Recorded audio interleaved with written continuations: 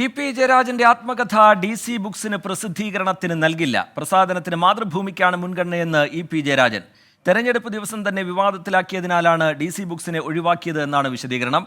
ആത്മകഥ പ്രകാശനം പാർട്ടി ചടങ്ങാക്കി വിവാദം അവസാനിപ്പിക്കാനുള്ള തീരുമാനവും പി ജയരാജന്റെ ഭാഗത്തു നിന്നുണ്ടാവുകയാണ്. 24 ബിഗ് ബ്രേക്കിംഗ് വിവരങ്ങളുമായി ദീപക് ധർമ്മടം ന്യൂസ് ഡെസ്കിൽ നിന്ന് നമുക്കൊപ്പം ചേരുന്നുണ്ട്. ദീപക്, വലിയ രാഷ്ട്രീയ വിവാദത്തിന് തിരികൊളുത്തിയിരിക്കുന്ന ഈ ആത്മകഥാ വിവാദം, അതിൽ ആവർത്തിച്ച് പി വിശദീകരിക്കുന്നതാണ്. DC-യുമായി ഒരു കരാറില്ല എന്നുള്ള കാര്യം ആവർത്തിച്ച് വിശദീകരിക്കുന്നുണ്ട്. ഈ വിവാദങ്ങൾക്കൊക്കെ പിന്നാലെ ഇപ്പോൾ DC-ക്ക് അതിൻ്റെ പ്രസാധന ചുമതല നൽകില്ല, മറിച്ച് മാതൃഭൂമിയുമായി ചർച്ചകൾ നടക്കുന്നു എന്ന തരത്തിലുള്ള വിവരങ്ങൾ പുറത്തു വരുന്നു. മുൻഗണന മാതൃഭൂമിക്കാണെന്ന തരത്തിൽ എന്താണ് ലഭ്യമാകുന്ന വിവരങ്ങൾ? ദീപക് ധർമ്മടം. റീജിത്ത്, വളരെ കൃത്യമായി DC-ക്ക് ഈ പുസ്തകം നൽകേണ്ടതില്ല എന്ന തീരുമാനം എടുത്തു കഴിഞ്ഞു. അത് നമുക്ക് ആധികാരികമായി തന്നെ ഈ വാർത്ത ബ്രേക്ക് ചെയ്യുകയാണ്.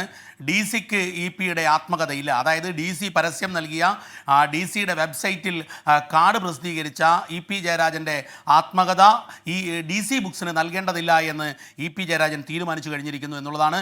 അതിലേറ്റവും പ്രധാനപ്പെട്ട കാര്യം, മാതൃഭൂമിയെയാണ് പി മുൻഗണനാക്രമത്തിൽ പരിഗണിക്കുന്നത് എന്നുള്ളത് കൂടി നമുക്ക് ലഭിച്ചു. മറ്റൊരു പ്രധാനപ്പെട്ട കാര്യം, പി ആത്മകഥ ഒരു മാസം കൊണ്ട് തന്നെ പൂർത്തിയാക്കാൻ വേണ്ടി തീരുമാനമെടുത്തിരിക്കുന്നു. അതായത് ആത്മകഥ എഴുതിക്കൊണ്ടിരിക്കുകയാണെന്നും തൻ്റേതല്ലാത്ത വാചകങ്ങളാണ് തൻ്റെ പേരിൽ തിരഞ്ഞെടുപ്പ് ദിവസം വന്നത് എന്നുള്ളതും പി ജയരാജൻ പറഞ്ഞതാണ്. ഈ തീരുമാനം പി എടുക്കാൻ കാരണം, അതായത് നേരത്തെ തന്നെ DC ബുക്സ് പിയെ സമീപിച്ചിരുന്നു. പി ഏറെക്കുറെ തരാം, അതായത് പുസ്തകം എഴുതി കഴിഞ്ഞതിന് ശേഷം ഒരു അന്തിമ തീരുമാനത്തിലേക്ക് പോകാം എന്നൊക്കെയായിരുന്നു പറഞ്ഞത്. പക്ഷേ എന്നാൽ തിരഞ്ഞെടുപ്പ് ദിവസം തന്നെ വിവാദത്തിലേക്ക് DC ബോധപൂർവം കടത്തിവിട്ടു. ആ ബോധപൂർവമായ ശ്രമം, ഈ കണ്ടന്റ് ഉൾപ്പെടെ പ്രചരിപ്പിക്കപ്പെട്ടതിൻ്റെ പ്രധാന കേന്ദ്രം DC ബുക്സാണ് എന്ന് കൃത്യമായി പിക്ക് ബോധ്യപ്പെട്ടു. ആ ബോധ്യങ്ങളുടെ അടിസ്ഥാനത്തിലാണ് പി ഒരു തീരുമാനമെടുത്തത്. ഏതായാലും തൻ്റെ ആത്മകഥയുടെ പേര് പോലും അതായിരിക്കില്ല. ആത്മകഥ പൂർത്തിയാക്കുന്നതേയുള്ളൂ, എത്രയും വേഗം പൂർത്തിയാക്കും. ആ പൂർത്തിയാക്കുന്ന ആത്മകഥ അത് DC-ക്ക് നൽകാതെ മറ്റൊരു പ്രസിദ്ധീകരണശാലയായിരിക്കും പ്രസിദ്ധീകരിക്കുക. അതിൽ മാതൃഭൂമിക്കാണ് മുൻഗണന നൽകാൻ പോകുന്നത്. മറ്റൊരു കാര്യം റീജിത്ത്, ഇത് ഒരു പാർട്ടി പരിപാടിയായി തന്നെ പ്രകാശനം നടത്തുക എന്നുള്ളതാണ് പിയുടെ ആഗ്രഹം. ഈ കാര്യം പി നാളെ സംസ്ഥാന സെക്രട്ടേറിയറ്റ് യോഗത്തിൽ തന്നെ കൃത്യമായി പറയുമെന്നുള്ളതാണ് നമുക്ക് ലഭ്യമാകുന്ന വിവരം. അതായത് DC ബുക്സ് പാർട്ടിയെ പ്രതിക്കൂട്ടിലാക്കുന്ന, മുന്നണിയെ വെട്ടിലാക്കുന്ന, തന്നെ ആകെ പാർട്ടിക്ക് കളങ്കമുണ്ടാക്കുന്നവനായി ചിത്രീകരിക്കുന്ന ഒരു വാർത്തയാണ്. അതായത് ഒരു പി ബോംബായി തിരഞ്ഞെടുപ്പ് ദിവസം ഉണ്ടാക്കാനുള്ള കണ്ടന്റാണ് DC ബുക്സ് നൽകിയത് എന്ന് പി കൃത്യമായി മനസ്സിലാക്കിയിരിക്കുന്നു. അതിൻ്റെ അടിസ്ഥാനത്തിലാണ് പി നിയമ നടപടിക്ക് കൂടി കടന്നിരിക്കുന്നത്. DC ബുക്സിനെതിരെയുള്ള ആദ്യ നിയമ നടപടിയായി വക്കീൽ നോട്ടീസ് അയച്ചു കഴിഞ്ഞിരിക്കുന്നു. മറ്റൊന്ന്, ഒരു ക്രിമിനൽ കുറ്റമായ കേസിലേക്ക് കടക്കാൻ വേണ്ടിയുള്ള ആലോചന കൂടി പി നടത്തിയിരിക്കുന്നു എന്നുള്ളതാണ് നമുക്ക് മനസ്സിലാവുന്നത്. ഏതായാലും പി തിരുവനന്തപുരത്തേക്ക് പാലക്കാട് നിന്നും യാത്ര തിരിച്ചു. നാളെ സെക്രട്ടേറിയറ്റ് യോഗത്തിൽ പങ്കെടുക്കും.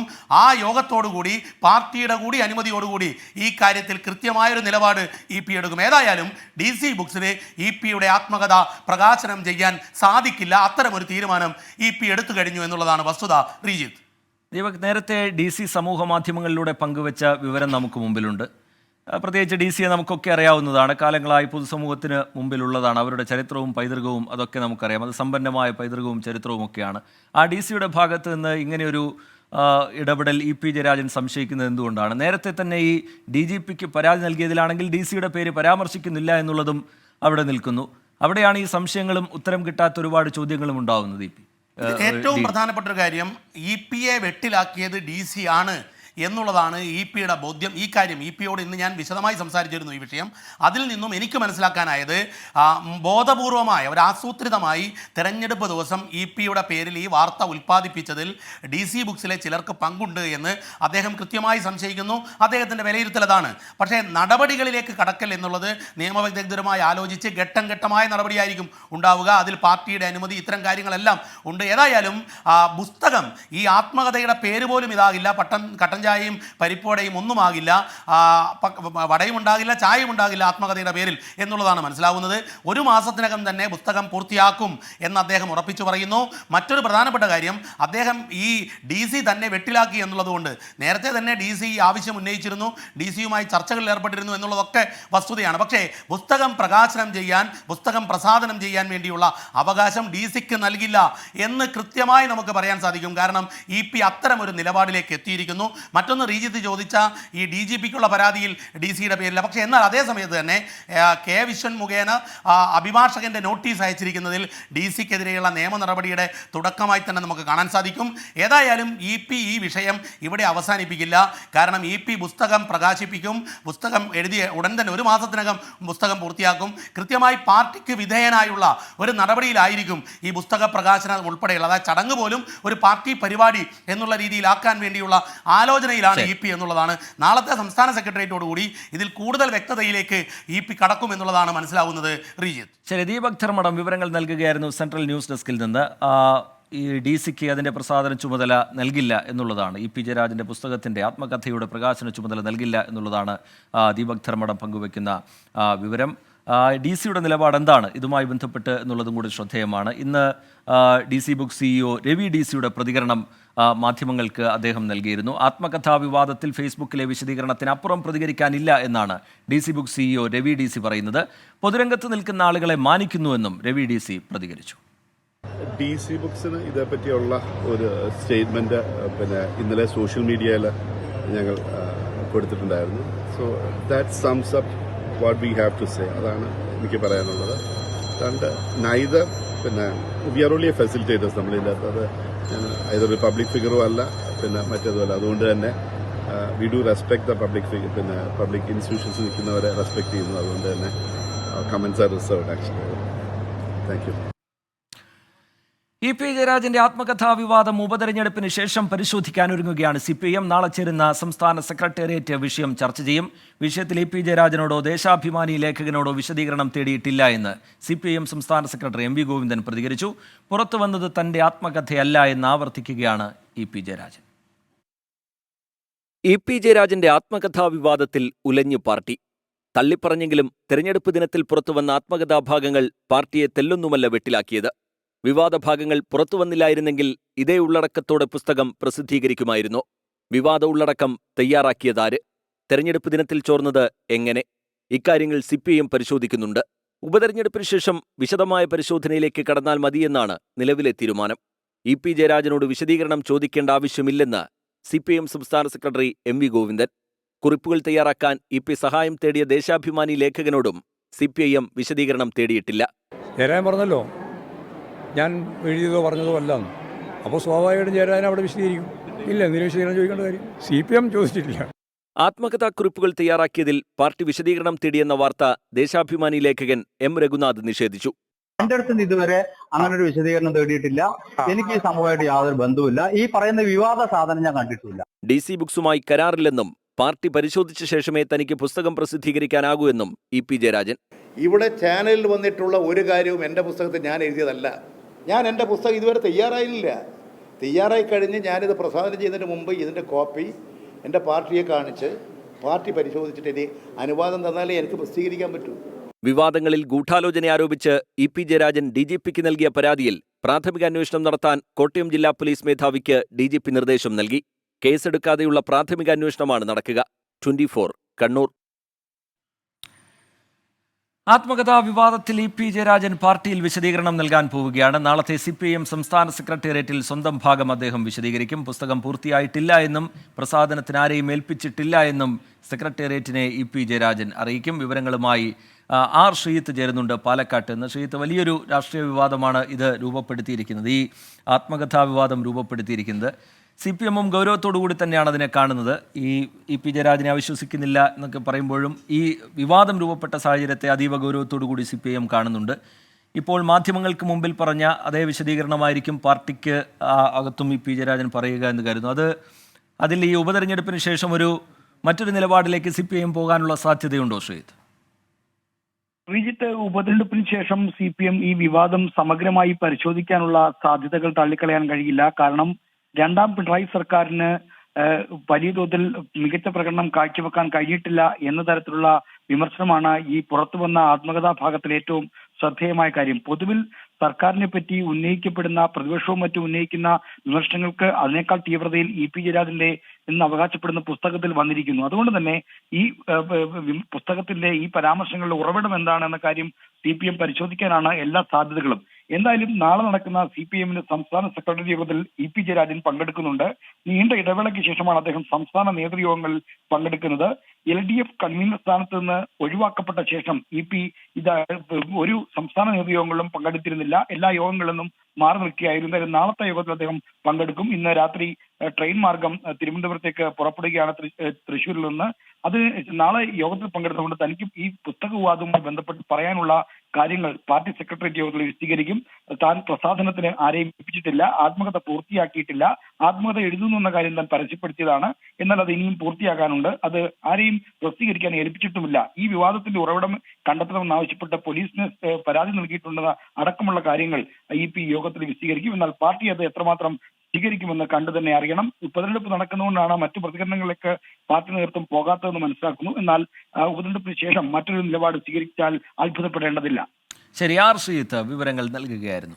കനത്ത മഴയെ തുടർന്ന് EP ജയരാജന്റെ പാലക്കാട്ടെ പ്രചാരണ യോഗം തടസ്സപ്പെട്ടു. EP-യുടെ പ്രസംഗം തുടങ്ങി മിനിറ്റുകൾ പിന്നിട്ടപ്പോഴേക്കും അതിശക്തമായി മഴ പെയ്യുകയായിരുന്നു. അല്പനേരം വേദിയിലും പിന്നെ കുറച്ചുനേരം കാറിലും കാത്തിരുന്നെങ്കിലും മഴ ശമിച്ചില്ല. ഡോക്ടർ സരിൻ അനുകൂലമായിട്ടുള്ള വലിയ മാറ്റങ്ങളാണ്, ചിന്തകളാണ് രൂപപ്പെട്ടുകൊണ്ടിരിക്കുന്നത്.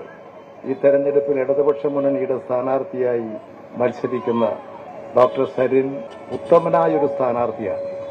അറിഞ്ഞോ അതോ അറിയാതെയോ പുറത്തുവന്ന ആത്മകഥയിലെ ഡോക്ടർ P. സരിനെതിരായ പരാമർശമുണ്ടാക്കിയ വിവാദം ഒഴിവാക്കാൻ പ്രായശ്ചിത്തമെന്നോണമാണ് EP ജയരാജനെ തിടുക്കത്തിൽ പാലക്കാട് എത്തിച്ചത്.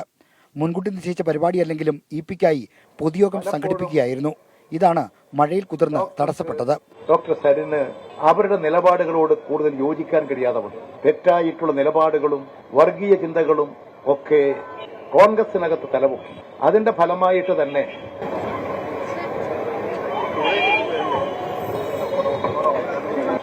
മഴയിപ്പം പോകും.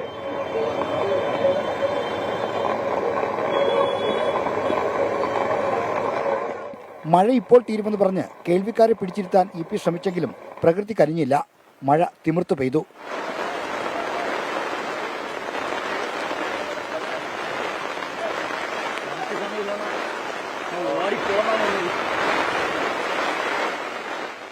മഴ ശമിക്കുമെന്ന് കരുതി കുറച്ചുനേരം വേദിയിലും പിന്നെ കാറിലും EP കാത്തിരുന്നു. നിരാശയായിരുന്നു ഫലം. മഴ തൂരുന്ന മട്ടില്ലെന്ന് കണ്ടതോടെ മടങ്ങി. വിവാദമില്ലെന്ന് പ്രചരിപ്പിക്കാൻ സ്ഥാനാർത്ഥിയും EP-യും ഒന്നിച്ച് പടമെടുക്കാൻ കാത്തിരുന്ന സംഘാടകരും നിരാശരായി. 24 പാലക്കാട്. ആലപ്പുഴയിൽ ജനങ്ങളുടെ ഉറക്കം കെടുത്തുകയാണ് ഒരു മോഷണ സംഘം. അത് കുറുവാ സംഘമാണോ? അങ്ങനെ ഒരു സംശയം പോലീസിനുണ്ട്. വാർത്തയിലേക്ക് നമ്മൾ വരും.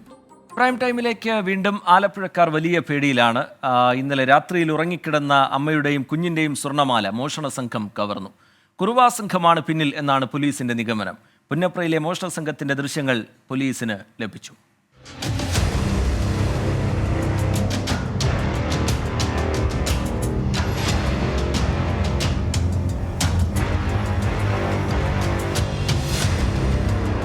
ഇന്നലെ രാത്രി 12:30-ഓടെ പറവൂർ തൂക്കുകുളം കിഴക്ക് മനോഹരന്റെ വീടിന്റെ അടുക്കള വാതിൽ കുത്തി തുറന്ന് ഉറങ്ങിക്കിടക്കുകയായിരുന്ന മകൾ നീതുവിന്റെ കഴുത്തിൽ കിടന്ന 1.5 പവന്റെ സ്വർണ്ണമാലയും 3 മാസം പ്രായമുള്ള കുഞ്ഞിന്റെ 1/2 പവന്റെ മാലയുമാണ് അപഹരിച്ചത്.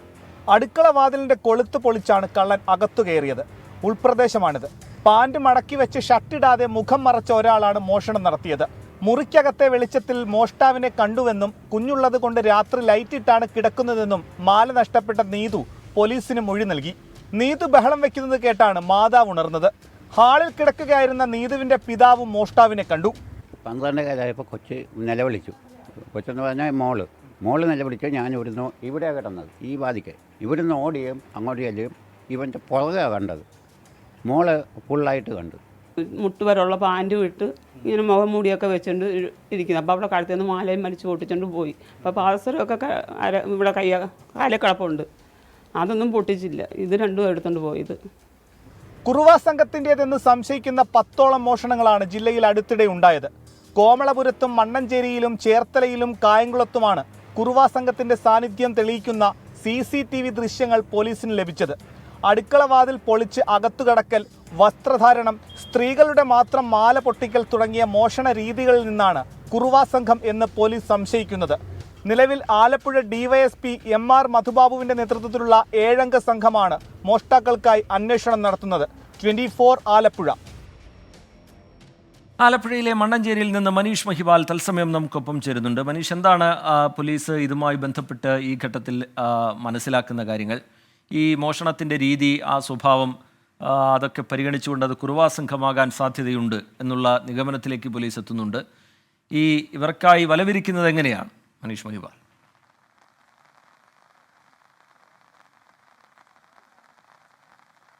റിജിത്ത്, ഞാൻ നിൽക്കുന്നത് ഈ മോഷണം നടന്ന മണ്ണഞ്ചേരി പഞ്ചായത്തിലെ 11-ാം വാർഡിലാണ്. നല്ല മഴയുള്ള ഒരു രാത്രിയാണ്. പക്ഷേ ഇവിടെയുള്ള ആളുകളെല്ലാം നമുക്ക് കാണാം.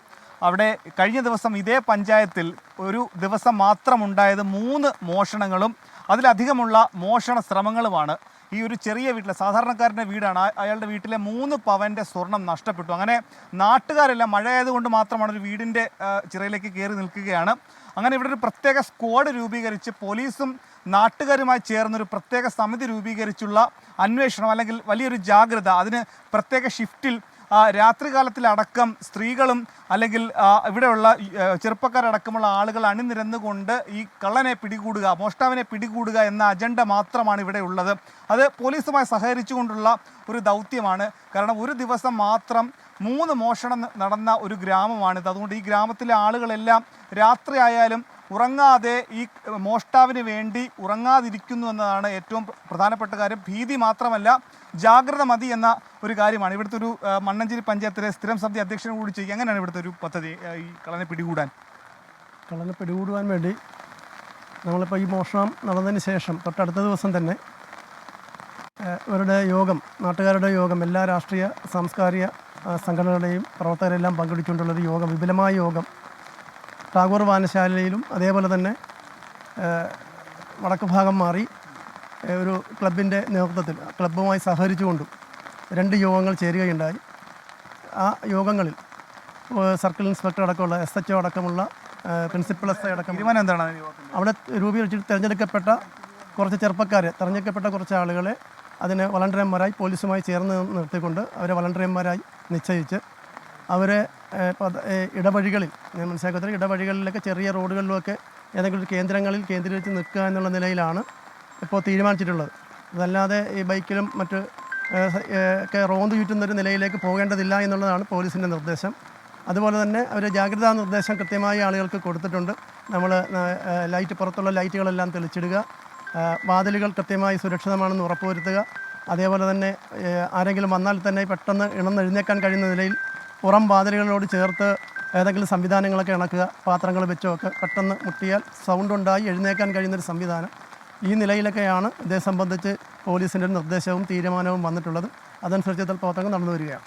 വിജിത്ത്, അങ്ങനെ ഒരു നാട് മൊത്തം ഉണർന്ന് ഒരു മോഷ്ടാവിന്, അല്ലെങ്കിൽ ഈ കുറുവാ സംഘമോ അതോ പ്രാദേശിക മോഷ്ടാവോ നാട്ടിലുള്ളവരോ ആരാണെന്നുള്ള കാര്യത്തിൽ നാട്ടുകാർക്ക് എന്തെങ്കിലും വ്യക്തതയില്ല. പോലീസ് സംശയിക്കുന്നത് കുറുവാ സംഘമാണെന്നാണ്. ഈ വീട്ടിൽ നിന്നാണ് കഴിഞ്ഞ ഏതാനും ദിവസങ്ങൾക്ക് മുൻപ് 3 പവൻ്റെ മാല നഷ്ടപ്പെട്ടത്. ഈ വീട്ടിൽ വെച്ചാണ്. അതിലേറെ മോഷണ ശ്രമങ്ങളും നടന്നു. അങ്ങനെ സ്ത്രീകളടക്കം ഈ സമയത്തും ഈ റോഡിലും നിരത്തുകളിലുമൊക്കെ തന്നെ ഈ കള്ളനെ പിടികൂടാൻ, അല്ലെങ്കിൽ ഈ സ്ഥലത്ത് തന്നെ ഉണ്ട് എന്നുള്ള നിഗമനത്തിലാണ്. കാരണം ഇവിടെ പോലീസ് കേസെടുത്ത് അന്വേഷിക്കുന്ന ഘട്ടത്തിൽ പോലും പിന്നീടും ഈ കുറുവാ സംഘം എന്ന് സംശയിക്കുന്ന ആളുകളുടെ സാന്നിധ്യം ഇവിടെ പ്രകടമായിരുന്നു. CCTV ദൃശ്യങ്ങളിലടക്കം അത് പ്രകടമായിരുന്നു.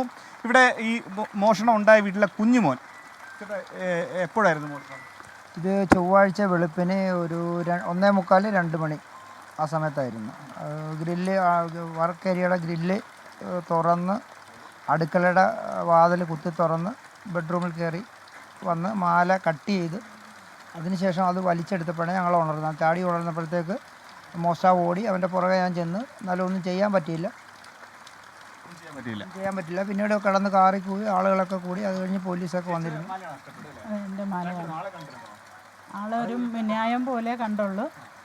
പിന്നെ ഉറക്കത്തിൽ ഇവിടെ എന്തോ പൊട്ടുന്ന ശബ്ദം തോന്നി. ഞാനോർത്ത് സ്വപ്നമാണെന്ന്. അത് കഴിഞ്ഞാണ് എൻ്റെ ദേഹത്ത് വലിയുന്ന പോലെ തോന്നിയത്. ആ വലിച്ചിലിൽ ഞാൻ ചാടി ഉണർന്ന് നോക്കുമ്പോൾ ഒരു ആൾരൂപം നിൽക്കുന്നതാണ്. എനിക്ക് വ്യക്തമല്ല, എന്നാലും ഞാൻ പേടിച്ച് കൂവിട്ട് എനിക്ക് ഒച്ച വരുന്നില്ലായിരുന്നു. ഇപ്പോഴും ആ ഭീതി മാറിയിട്ടില്ല. റൂമിലോട്ട് കയറുമ്പോൾ പേടിയാണ്. എനിക്ക് ഉറങ്ങാൻ പറ്റുന്നില്ല. നമ്മുടെ തിരക്കകത്ത് കിടന്നിട്ട് നമ്മൾ സുരക്ഷിതരല്ലാത്തൊരു ഇതാണ് നമുക്കുള്ളത്. ഇപ്പോൾ സ്ത്രീകളെ കേന്ദ്രീകരിച്ചാണ് റിജിത്ത് കൂടുതലായും ഈ മോഷണം ഉണ്ടായിട്ടുള്ളത്. കാരണം കഴിഞ്ഞ ദിവസങ്ങളിൽ ഉണ്ടായിട്ടുള്ള മോഷണ പരമ്പരകൾ എടുത്തു നോക്കിയാൽ സ്ത്രീകളുള്ള വീടുകളിൽ എത്തി സ്ത്രീകളുടെ മാലകൾ മാത്രമാണ് അപഹരിക്കുന്നത്. ഈ സ്ത്രീകൾക്ക് എങ്ങനെയാണ് ഈ രീതിയിൽ സുരക്ഷ ഒരുക്കിയിട്ടുള്ളത്? ഇവിടുത്തെ ഒരു പഞ്ചായത്ത് മെമ്പറാണ്. സ്ത്രീകളുമായി ബന്ധപ്പെട്ട് എനിക്കൊന്ന് ഇവിടെ കച്ചവടവുമായി ബന്ധപ്പെട്ട് പല തമിഴന്മാരും ഇവിടെ വന്നു പോകുന്നുണ്ട്. അപ്പോൾ അവർ പകൽ സമയങ്ങളിൽ വീടുകളിൽ വരുമ്പോൾ ഈ പറഞ്ഞ സ്ത്രീകളെ ലക്ഷ്യമാക്കി അവരുടെ കഴുത്തിലും ശരീരത്തുമുള്ള ആഭരണങ്ങളൊക്കെ തന്നെ ലക്ഷ്യമാക്കി പോകുന്നുണ്ട് എന്നുള്ളതാണ് നമുക്കിപ്പോൾ തോന്നുന്ന ഒരു കാരണം. അപ്പോൾ അത്തരത്തിലാണ് സ്ത്രീകളുടെ ശരീരത്താണല്ലോ ഈ ആഭരണങ്ങൾ കൂടുതലുള്ളത്. അപ്പോൾ അത്തരത്തിലാണ് സ്ത്രീകളെ കേന്ദ്രീകരിച്ച് അങ്ങനെ ഒരു മോഷണ ശ്രമം നടക്കുന്നത്. എന്താണെങ്കിലും പോലീസിന്റെ അന്വേഷണം പുരോഗമിക്കുകയാണ്. തമിഴ്നാട്ടിലേക്കടക്കം അന്വേഷണം മാറ്റിയിട്ടുണ്ട്. കുറുവാ സംഘം എന്ന് പോലീസ് ഏകദേശം ഉറപ്പിക്കുന്നുണ്ടെങ്കിൽ കൂടി പ്രാദേശികമായി ഇതിൽ മറ്റാരെങ്കിലും മോഷ്ടാക്കൾ തെറ്റിദ്ധരിപ്പിച്ച് കുറുവാ സംഘമാണോ എന്ന രീതിയിൽ മോഷണം നടത്തുന്നുണ്ടോ എന്ന സംശയം കൂടിയുണ്ട്. എന്താണെങ്കിലും നാട്ടുകാർക്ക് മറ്റൊരു പരാതി കൂടിയുണ്ട്. ഈ വെട്ടത്തിൻ്റെ വെളിച്ചത്തിൻ്റെ ഒക്കെ തന്നെ അപര്യാപ്തത നാട്ടിലുണ്ട് എന്ന പരാതി കൂടിയുണ്ട് എന്നുള്ളത് വാസ്തവം കൂടിയാണ്. മേഖലയിലൊക്കെയുള്ള ആളുകൾ വലിയ ഭീതിയിലാണ്, വലിയ ആശങ്കയിലാണ്. സുരക്ഷിതമായി ഉറങ്ങാൻ കഴിയുന്നില്ല എന്നുള്ള ആശങ്ക അവർ പങ്കുവെക്കുകയാണ്.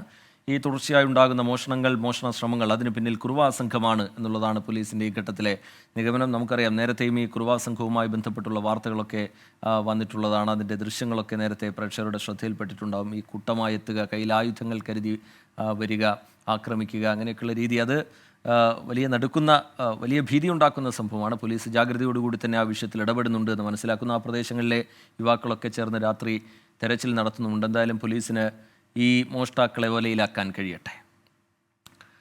ഇപ്പോൾ വരുന്നൊരു വാർത്തയിലേക്കാണ്. ഇനി എറണാകുളം പിറവം മുളക്കുളത്ത് ആംബുലൻസ് താഴ്ചയിലേക്ക് മറിഞ്ഞ് രോഗി മരിച്ചു. 4 പേരാണ് ആംബുലൻസിൽ ഉണ്ടായിരുന്നത്. YS അഭിനന്ദ് വിവരങ്ങളുമായി കൊച്ചിയിൽ നിന്ന് ചേരുന്നുണ്ട്. അഭിനന്ദ്, എന്താണ് സംഭവിച്ചത്? വിവരങ്ങൾ എന്താണ് അഭിനന്ദ്? റീജിത്ത്, ഇന്ന് വൈകിട്ട് 7 മണിയോടുകൂടിയാണ് എറണാകുളം പിറവം മുളക്കുളത്ത് ഇത്തരത്തിലേക്കൊരു യുവാവിന് ദാരുണാന്ത്യം സംഭവിക്കുന്ന സംഭവം ഉണ്ടായത്. രോഗിയുമായി ആംബുലൻസ് സ്വകാര്യ ആശുപത്രിയിലേക്ക് പോകുന്ന വഴി കാർ താഴേക്ക് വീഴുകയായിരുന്നു. കനത്ത മഴയിൽ നിയന്ത്രണം തെറ്റിയതാണെന്നാണ് ഇപ്പോൾ ലഭിക്കുന്ന വിവരം. 4 പേരായിരുന്നു ആംബുലൻസിലുണ്ടായിരുന്നത്. 4 പേരിൽ ഒരാളാണ് മരിച്ചത്. 3 പേരെ ഇപ്പോൾ പരിക്കുകളോടെ സ്വകാര്യ ആശുപത്രിയിലേക്ക് പ്രവേശിപ്പിച്ചിട്ടുണ്ട്. കോട്ടയം എറണാകുളം അതിർത്തിയാണ് ഈ പിറവം മുളക്കുളം. അവിടെയാണ് ഇത്തരത്തിലേക്കൊരു വലിയ അപകടം ഉണ്ടായത്. കനത്ത മഴയെ തുടർന്ന് കാർ താഴ്ചയിലേക്ക് വീഴുകയായിരുന്നു. 3 പേരെ ആശുപത്രിയിൽ പ്രവേശിപ്പിച്ചു. മറ്റ് ആളിൻ്റെ ഇൻക്വസ്റ്റ് നടപടികൾ, പോസ്റ്റ്മോർട്ടം നടപടികളൊക്കെ പൂർത്തീകരിച്ചതിന് ശേഷം മൃതദേഹം ബന്ധുക്കൾക്ക് കൈമാറുമെന്നാണ് ഇപ്പോൾ ലഭിക്കുന്ന വിവരം. പ്രീജിത്ത്. ശരി, YS അഭിനന്ദ് വിവരങ്ങൾ നൽകുകയായിരുന്നു കൊച്ചിയിൽ നിന്ന്. ഇക്കണോമിക്സ് ആൻഡ് സ്റ്റാറ്റിസ്റ്റിക്സ് വകുപ്പ് ഡയറക്ടർ B. ശ്രീകുമാർ വർഗീയ പരാമർശം നടത്തിയെന്ന പരാതിയുമായി ജീവനക്കാർ. കഴിഞ്ഞ മാസം എറണാകുളത്ത് നടന്ന യോഗത്തിലാണ് സംഭവം. യോഗത്തിൽ പങ്കെടുത്ത 39 ജീവനക്കാർ B. ശ്രീകുമാറിനെതിരെ പരാതി നൽകി. എന്നാൽ താൻ ആരെയും വർഗീയമായി ആക്ഷേപിച്ചിട്ടില്ല എന്നും ജീവനക്കാരുടെ പ്രവർത്തനത്തെ വിലയിരുത്തി പരാമർശം നടത്തിയതിലുള്ള വിരോധമാണ് പരാതിക്ക് കാരണമെന്നും B. ശ്രീകുമാർ പറയുന്നു. 24 prime time breaking. Umesh Balakrishnan ചേരുന്നുണ്ട് വിവരങ്ങളുമായി തിരുവനന്തപുരത്ത് നിന്ന്. ഉമേഷ്, എന്താണ് ഈ പരാതിയുടെ ഉള്ളടക്കം? ഈ പരാതിയിൽ പറയുന്ന പോലെയാണ് കാര്യങ്ങളെങ്കിൽ അത് ഗൗരവതരവുമാണ്. 1 മാസം മുമ്പ് നടന്ന സംഭവം, അതെപ്പോഴാണ് ഒരു പരാതിയായി ഉയരുന്നത്? ആർക്ക് മുമ്പിലേക്കാണ് ഈ ഘട്ടത്തിൽ ഈ പരാതി എത്തിയിരിക്കുന്നത്? എന്തായാലും വളരെ ഗൗരവ സ്വഭാവമുള്ള പരാതിയാണ്. നമ്മൾ കണ്ടതാണ് വ്യവസായ വകുപ്പ് ഡയറക്ടറായ K. ഗോപാലകൃഷ്ണൻ മത അടിസ്ഥാനത്തിലുള്ള വാട്സപ്പ് ഗ്രൂപ്പ് ഉണ്ടാക്കി ഒടുവിൽ സസ്പെൻഷൻ വാങ്ങിയത്. അതിനേക്കാൾ ഗൗരവ സ്വഭാവമുള്ള പരാതിയാണ് ഇപ്പോൾ എക്കണോമിക്സ് ആൻഡ് സ്റ്റാറ്റിസ്റ്റിക്സ് വകുപ്പ് ഡയറക്ടർ B. ശ്രീകുമാറിനെതിരെ ഉയർന്നിരിക്കുന്നത്. കഴിഞ്ഞ മാസം ഒക്ടോബർ 3-ാം തീയതി എറണാകുളത്ത് വെച്ച് ഒരു അവലോകന യോഗം ഉണ്ടായിരുന്നു. ഈ അവലോകന യോഗത്തിൽ അപ്രതീക്ഷിതമായിട്ട് വകുപ്പ് ഡയറക്ടർ എന്ന നിലയിൽ ശ്രീകുമാർ എത്തുന്നു. ശ്രീകുമാർ എത്തിയ ശേഷം ചില ഉദ്യോഗസ്ഥരെ പേര് പറഞ്ഞ് മത അടിസ്ഥാനത്തിൽ അധിക്ഷേപിച്ചു എന്നാണ് ഈ പരാതിയിൽ പറയുന്നത്. പരാതിയിൽ വിശദമായി തന്നെ അക്കാര്യങ്ങൾ പറയുന്നുണ്ട്. അത് നമുക്ക് പ്രേക്ഷകർക്ക് മുന്നിൽ കൃത്യമായി പറയാൻ കഴിയില്ല, പറയാൻ പാടില്ല എന്നുള്ളതാണ്. എന്തായാലും ഇത്തരത്തിലൊരു പരാതിയാണ് പറയുന്നത്. ഒപ്പം വനിതാ ജീവനക്കാരെ മർദ എന്നടക്കം വിളിച്ച് അധിക്ഷേപിച്ചു എന്നും ഈ പരാതിയിൽ പറയുന്നുണ്ട്. ആദ്യഘട്ടത്തിൽ ഇതൊരു ഊമക്കത്ത് എന്ന നിലയിലായിരുന്നു പരാതികൾ പ്രചരിച്ചത്. അതിനുശേഷം ഇപ്പോൾ ഇതിനൊരു ഔദ്യോഗിക സ്വഭാവം വന്നിരിക്കുന്നു. കാരണം 39 ജീവനക്കാർ, അന്ന് ഈ അവലോകന യോഗത്തിലുണ്ടായിരുന്ന 39 ജീവനക്കാർ ഒന്നിച്ച് ഒന്നിച്ച് ഒപ്പിട്ട് സർവീസ് സംഘടനകൾക്കാണ് പരാതി നൽകിയിരിക്കുന്നത്. സർവീസ് സംഘടനകൾ കഴിഞ്ഞ ദിവസം ഈ കത്തും പരാതിയും ഉൾപ്പെടെ മുഖ്യമന്ത്രിയുടെ ഓഫീസിന് കൈമാറിയിട്ടുണ്ട്. നിലവിൽ പ്രതിപക്ഷ സർവീസ് സംഘടനകളാണ് ഈ പരാതികൾ കൈമാറിയത്. സർക്കാർ അനുകൂല സംഘടനയായ NGO യൂണിയനും പരാതി ലഭിച്ചിട്ടുണ്ട്. പക്ഷേ ഈ പരാതി ഇവർ കൈമാറാൻ തയ്യാറായിട്ടില്ല. പരാതിയുടെ വസ്തുത അന്വേഷിച്ച ശേഷം നാളെ ഇക്കാര്യത്തിൽ തീരുമാനമെടുക്കുമെന്നാണ് NGO യൂണിയൻ അറിയിച്ചിരിക്കുന്നത്. ഇതിനിടെ നമ്മൾ B. ശ്രീകുമാറുമായി ഫോണിൽ സംസാരിച്ചു. അദ്ദേഹം പറയുന്നത് താൻ അത്തരത്തിൽ മതാടിസ്ഥാനത്തിൽ ആരെയും അധിക്ഷേപിച്ചിട്ടില്ല. താൻ അവലോകന യോഗത്തിൽ ചില വിമർശനങ്ങൾ ഉന്നയിച്ചു. ആ വിമർശനങ്ങൾ ഉന്നയിച്ചതിൻ്റെ ദേഷ്യത്തിൽ അല്ലെങ്കിൽ അതിൽ പരാതി തുടർ നടപടികൾ ഉണ്ടാകാതിരിക്കാനുള്ള നീക്കത്തിൻ്റെ ഭാഗമായാണ് ഈ 39 ജീവനക്കാരും തനിക്കെതിരെ പരാതി പറയുന്നത് എന്നാണ്. എന്തായാലും ഇതിൽ നിലവിൽ ഒരു ഔദ്യോഗിക സ്വഭാവം വന്നിട്ടുണ്ട്. കഴിഞ്ഞ ദിവസങ്ങളിൽ തന്നെ മുഖ്യമന്ത്രിയുടെ ഓഫീസിന് ഈ പരാതി ലഭിച്ചു. പക്ഷേ ഒരു നടപടിയും മുഖ്യമന്ത്രിയുടെ ഓഫീസ് ഇതുവരെ എടുത്തിട്ടില്ല. ഒരുപക്ഷെ നാളെ NGO യൂണിയൻ കൂടി പരാതി കൊടുക്കാൻ തയ്യാറായാൽ ഗൗരവമായ അന്വേഷണത്തിലേക്ക് മുഖ്യമന്ത്രിയുടെ ഓഫീസും പോകേണ്ടി വരും. മുഖ്യമന്ത്രിയുടെ ഓഫീസിന് കീഴിലാണ് എക്കണോമിക്സ് ആൻഡ് സ്റ്റാറ്റിസ്റ്റിക്സ് വകുപ്പ് പ്രവർത്തിക്കുന്നത്. ഇതിന് ജില്ലാ അടിസ്ഥാനത്തിലും വിവിധ ഓഫീസുകളുണ്ട്. അതിൻ്റെ തലപ്പത്തിരിക്കുന്ന ഉദ്യോഗസ്ഥൻ കൂടിയാണ് B. ശ്രീകുമാർ. എന്തായാലും ഗുരുതര സ്വഭാവമുള്ള പരാതിയാണ് ഇപ്പോൾ ഉയർന്നിരിക്കുന്നത്. ഗ്രീജിത്ത്, ഉമേഷ്, ഈ 39ഓളം ജീവനക്കാർ, അതായത് ഒരു കൂട്ടത്തോടു കൂടി ഒരു പരാതിയുമായി സമീപിക്കുന്ന നിലയാണ് ഉണ്ടായത്. ആദ്യം അത് സർവീസ് സംഘടനകൾക്ക് കൈമാറുന്നു. അവരതിലൊരു പ്രാഥമിക പരിശോധന നടത്തിയിട്ടുണ്ടാവുമല്ലോ. അതിൻ്റെ ബോധ്യത്തിൻ്റെ അടിസ്ഥാനത്തിലാണോ ഇത് മുഖ്യമന്ത്രിയുടെ ഓഫീസിലേക്ക് കൈമാറുക? അതിൻ്റെ ഗൗരവം കണക്കിലെടുത്ത് അതിലൊരു വിശദമായ അന്വേഷണവും നടപടിയും ലക്ഷ്യമിട്ടുകൊണ്ടുള്ള നീക്കമാണോ ഈ സർവീസ് സംഘടനകളുടെ പരാതി കൈമാറൽ? സർവീസ് സംഘടനകൾ എന്തായാലും പരാതി പ്രാഥമികമായി പരിശോധിച്ചു എന്ന് വേണം മനസ്സിലാക്കാൻ. കാരണം സർവീസ് സംഘടനകൾ നേതൃത്വവുമായി നമ്മൾ ഫോണിൽ സംസാരിച്ചു. അവരും ഇക്കാര്യം തന്നെയാണ് പറയുന്നത്. ഗുരുതര സ്വഭാവമുള്ള പരാതികളാണ് ലഭിച്ചിരിക്കുന്നത്. ഈ പരാതികൾ നേരിട്ട്, അതായത് സാധാരണ ഒരു വകുപ്പ് തലവനെതിരെ പരാതി നൽകണമെങ്കിൽ നേരിട്ട് തൊട്ട് മുകളിലുള്ള ഉദ്യോഗസ്ഥന് പരാതി നൽകാൻ കഴിയില്ല. കാരണം ഇത് ഒന്നിച്ച് 39 പേർ ജീവനക്കാർ ഒന്നിച്ച് പങ്കെടുത്ത ഒരു പരിപാടിയുമായി ബന്ധപ്പെട്ടാണ്. അതുകൊണ്ട് തന്നെ ഇതിനൊരു പ്രോട്ടോകോൾ, പരാതി നൽകുന്നതിന് വ്യക്തിപരമായ പ്രോട്ടോകോൾ ഉണ്ട്. അതിന് ഓരോരുത്തരും വ്യക്തിപരമായി മാത്രമേ പരാതി നൽകാൻ പാടുള്ളൂ. പക്ഷേ വ്യക്തിപരമായി പരാതി നൽകിയാൽ തങ്ങൾക്കെതിരെ പ്രതികാര നടപടി ഉണ്ടാകാൻ സാധ്യതയുണ്ട് എന്ന വിലയിരുത്തലിൻ്റെ കൂടി പശ്ചാത്തലത്തിലാണ് എറണാകുളം ജില്ലയിലെ 39 ജീവനക്കാർ ഒന്നിച്ച്, അതായത് ഡെപ്യൂട്ടി ഡയറക്ടർ അടക്കമുള്ളവർ ഒന്നിച്ച് ഈ പരാതിയിൽ ഒപ്പിട്ട് പരാതി കൈമാറിയിരിക്കുന്നത്. എറണാകുളം ജില്ലയിലെ എല്ലാ ജീവനക്കാരും ഈ പരാതിയിൽ ഒപ്പിട്ടിരിക്കുന്നു എന്നുള്ളതാണ് അതിൻ്റെ ഏറ്റവും ഗുരുതര സ്വഭാവം വ്യക്തമാക്കുന്നത്.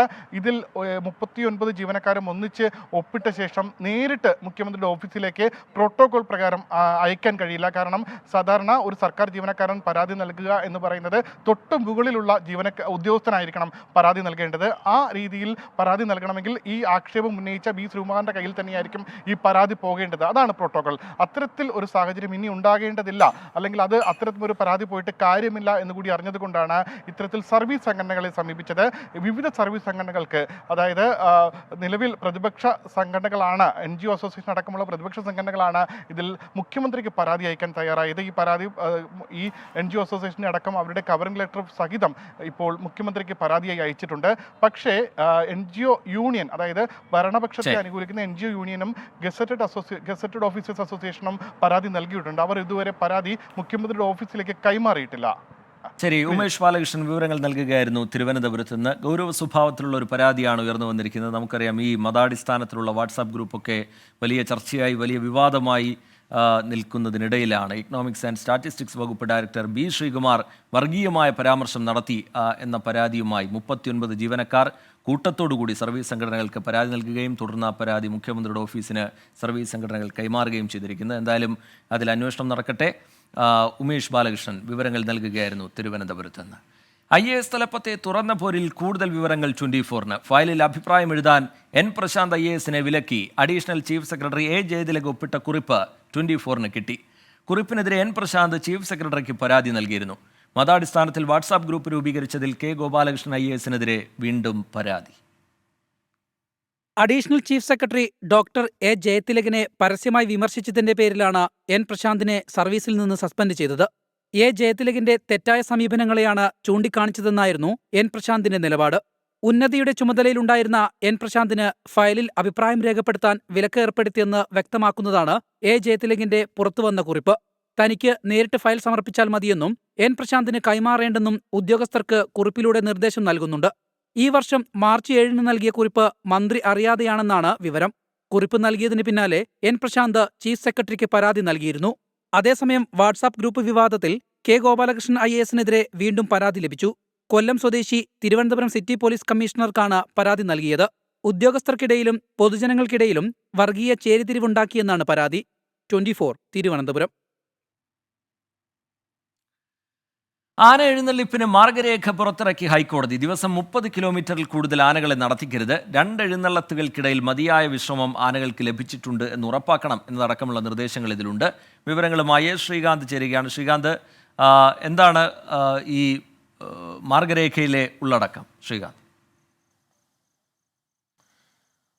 ഈ ഉത്സവങ്ങളെ അടക്കം ഇത് ഏത് രീതിയിൽ ബാധിക്കും എന്നുള്ളത് അറിയില്ല. അതൊക്കെ പറയേണ്ടത് ഇനി തൃശ്ശൂർ പൂരം കമ്മിറ്റിക്കാർ പോലെയുള്ള വിപുലമായ ഉത്സവങ്ങൾ ഇത്തരത്തിൽ നടത്തുന്ന ആളുകളാണ്. എന്തായാലും ഒരു മാർഗരേഖ ഹൈക്കോടതി പുറത്തിറക്കിയിരിക്കുന്നു. അതിൽ പറയുന്നത് ഇങ്ങനെയാണ്: പിടികൂടപ്പെട്ട ആനകളെ ഉപയോഗിക്കുമ്പോൾ ബന്ധപ്പെട്ട ജില്ലാ സമിതിയുടെ അനുമതി വാങ്ങണം. 1 മാസം മുമ്പ് ഇതിന് അപേക്ഷ സമർപ്പിക്കണം. 2 എഴുന്നള്ളത്തുകൾക്കിടയിൽ മതിയായ വിശ്രമം വേണം. ജില്ലാതല സമിതികൾ ഇത് ഉറപ്പുവരുത്തണം. ദിവസം 30 കിലോമീറ്ററിൽ കൂടുതൽ ആനകളെ നടത്തരുത്. ഭക്ഷണം ഉൾപ്പെടെയുള്ള സൗകര്യങ്ങൾ സംഘാടകർ കമ്മിറ്റിയെ നേരത്തെ തന്നെ അതുണ്ടെന്ന് ബോധിപ്പിക്കണം. താൽക്കാലികമായ വിശ്രമസ്ഥലം വേണം. അത് വൃത്തിയുള്ളതായിരിക്കണം. ആനയും അഗ്നിസംബന്ധമായ കാര്യങ്ങളും തമ്മിൽ 5 മീറ്റർ ദൂരപരിധി വേണം. അങ്ങനെ എണ്ണിയാലൊടുങ്ങാത്ത നിർദ്ദേശങ്ങളാണുള്ളത്. ഇതെല്ലാം കൂടി വായിച്ചു തീരാൻ തന്നെ നേരം വെളുക്കുന്ന ഒരു സ്ഥിതിയാണ്. കാരണം അത്രയധികം നിർദ്ദേശങ്ങൾ ഇതിൽ എഴുതി പിടിപ്പിച്ചിട്ടുണ്ട്. അതിൽ എത്രത്തോളം കാര്യങ്ങൾ പ്രായോഗികമാകും, അതായത് വെടിക്കെട്ടും ഈ ആനയെ നിർത്തിയിരിക്കുന്നിടവും തമ്മിൽ ഏതാണ്ട് 100 മീറ്റർ അകലം വേണം. അങ്ങനെയൊക്കെ കുറേയുണ്ട്. ഇത് തൃശ്ശൂർ പൂരം അതുമായി ബന്ധപ്പെട്ട ചടങ്ങുകൾക്കൊക്കെ എങ്ങനെ ഇത് ബാധിക്കും എന്നുള്ളത് അറിയില്ല. ഇതെല്ലാം കൂടി ചേർത്താണ് ഇപ്പോൾ മാർഗനിർദ്ദേശം പുറത്തിറക്കിയിട്ടുള്ളത്. ഇനി അത് ചർച്ചയ്ക്ക്, വ്യാപകമായ ചർച്ചയ്ക്ക് വഴിയൊരുക്കും എന്ന കാര്യത്തിൽ ഒരു സംശയവും വേണ്ട. അപ്പീലടക്കമുള്ള കാര്യങ്ങൾ പോകാനുള്ള സാധ്യതയും തെളിയുന്നുണ്ട്. ശരി, എസ് ശ്രീകാന്ത് വിവരങ്ങൾ നൽകുകയായിരുന്നു.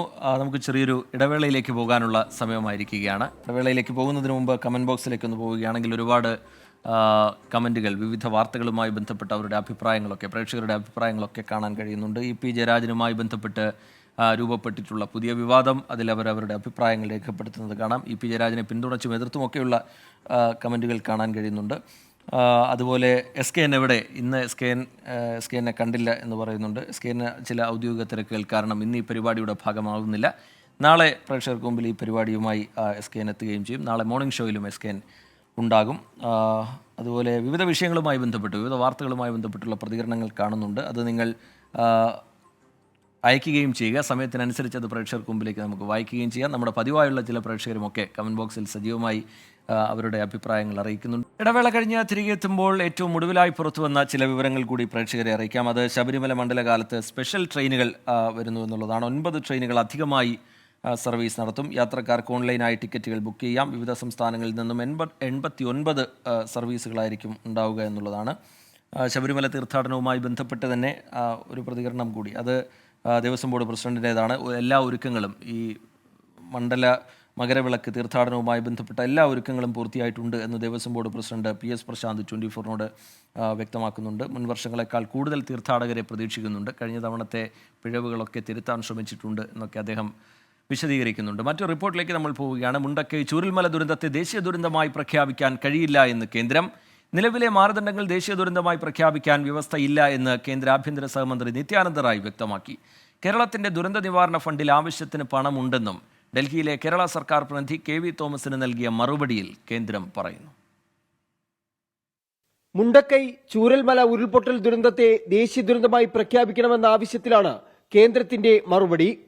SDRFന്റെയും NDRFന്റെയും നിലവിലുള്ള മാർഗനിർദ്ദേശങ്ങളിൽ ഒരു ദുരന്തത്തെയും ദേശീയ ദുരന്തമായി പ്രഖ്യാപിക്കാനാകില്ലെന്നാണ് കേന്ദ്ര ആഭ്യന്തര സഹമന്ത്രി നിത്യാനന്ദ റായിയുടെ വിശദീകരണം. കേരളത്തിന് നൽകിയ സാമ്പത്തിക സഹായം സംബന്ധിച്ചും കേന്ദ്രം കണക്ക് നിരത്തി. 388 കോടി രൂപ 2024-25 സാമ്പത്തിക വർഷത്തിൽ കേരളത്തിന് 2 ഘട്ടമായി നൽകി. 394.99 കോടി രൂപ കേരളത്തിന്റെ SDRF ഫണ്ടിൽ നീക്കിയിരിപ്പുണ്ടെന്ന് അക്കൌണ്ടന്റ് ജനറൽ കേന്ദ്രത്തെ അറിയിച്ചിരുന്നു. ഈ 2 ഫണ്ടും കണക്കിലെടുക്കുമ്പോൾ ദുരിതാശ്വാസ പ്രവർത്തനങ്ങൾക്കായി ആവശ്യമായ തുക സംസ്ഥാനത്തിന്റെ പക്കലുണ്ടെന്നാണ് കേന്ദ്രത്തിന്റെ വാദം.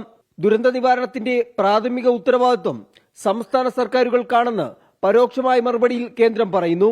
കേരളം അടിയന്തരമായി ആവശ്യപ്പെട്ട തുക സംബന്ധിച്ച് ഒരു മറുപടിയും കത്തിലില്ലെന്നതും ശ്രദ്ധേയമാണ്. 24 ഡൽഹി. മുണ്ടക്കൈ ചൂരൽമല ഉരുൾപൊട്ടൽ ദുരന്തത്തെ അതിതീവ്ര ദുരന്തമായി കണക്കാക്കാൻ കഴിയില്ല എന്ന കേന്ദ്ര നിലപാട് ഞെട്ടിപ്പിക്കുന്നതാണെന്ന് മന്ത്രി PA മുഹമ്മദ് റിയാസ്. ഒരു നാട് തന്നെ ഇല്ലാതായി. ഇത് വയനാടിന് നേരെയുള്ള വധശ്രമമെന്നും മന്ത്രി പി എ മുഹമ്മദ് റിയാസ് പറഞ്ഞു. ചൂരൽമല ദുരന്തം നമുക്കറിയാം, അതിതീവ്ര ദുരന്തം. കെട്ടിടങ്ങൾ തകർന്നു, കൃഷിനാശമുണ്ടായി, ഒരുപാട് പേർക്ക് പരിക്കേറ്റു, 403 പേർ കൊല്ലപ്പെട്ടതിൻ്റെ അപ്പുറത്തേക്ക് ഒരു നാടില്ലാതായി. ആ ദുരന്തത്തെയാണ് അതിതീവ്ര ദുരന്തമായി കണക്കാക്കാനാകില്ല എന്ന് 4 മാസം കഴിഞ്ഞപ്പോൾ കേന്ദ്ര ആഭ്യന്തര സഹമന്ത്രി ഒരു കത്ത് കേരളത്തിന് നൽകിയിരിക്കുന്നത്. ഇത് വയനാടിന് നേരെയുള്ള വധശ്രമമാണ്. വയനാട് ഇനി ഒരിക്കലും ഉയർത്തെഴുന്നേൽക്കരുത്. കേരളം ഇതിന്റെ ഭാഗമായി പ്രയാസപ്പെടണം എന്ന ഒരു കാഴ്ചപ്പാടാണ് ഇതിലൂടെ കാണുന്നത്. മുണ്ടക്കൈ ചൂരൽമല ഉരുൾപൊട്ടൽ ദേശീയ ദുരന്തമായി പ്രഖ്യാപിക്കില്ല എന്ന കേന്ദ്ര തീരുമാനത്തിനെതിരെ മുസ്ലിം ലീഗും രംഗത്ത് വന്നു. കേരളത്തോടുള്ള കേന്ദ്രത്തിന്റെ സമീപനമാണിത്. തെരഞ്ഞെടുപ്പിലൂടെ കേന്ദ്രത്തിന് മറുപടി പറയാനുള്ള സമയമാണിതെന്നും പി കെ കുഞ്ഞാലിക്കുട്ടി പറഞ്ഞു. അത് അവർ റിസർച്ച് ചെയ്തുകൊണ്ടിരിക്കുകയായിരുന്നു ഇത്രയും സമയം എന്നുള്ളത് ഞങ്ങൾക്കൊക്കെ മനസ്സിലായിട്ടുണ്ട്. അല്ലെങ്കിൽ പ്രൈം മിനിസ്റ്റർ വന്നു പോയതിന്റെ പിറ്റേന്ന് പ്രഖ്യാപിക്കേണ്ടതാണ്. പ്രഖ്യാപിക്കാതിരിക്കാൻ എന്താ വഴി എന്ന് നോക്കിക്കൊണ്ടിരിക്കുകയായിരുന്നു എന്നുള്ളത് ഞങ്ങൾക്കൊക്കെ മനസ്സിലായിട്ടുണ്ട്. ഇതേപോലെയുള്ള സംഭവം ഉണ്ടായപ്പോൾ എല്ലായിടത്തും ദേശീയ ദുരന്തമായി പ്രഖ്യാപിച്ചിട്ടുണ്ട്, സഹായം കൊടുത്തിട്ടുണ്ട്. ഇത്രയും സമയമായിട്ട് ഒരു ഇന്ററിം ഹെൽപ്പ് പോലും കേന്ദ്ര ഗവൺമെന്റ് കൊടുത്തില്ല. കണ്ണിച്ചോരല്ലാത്ത നിലപാടാണ് എടുത്തത്.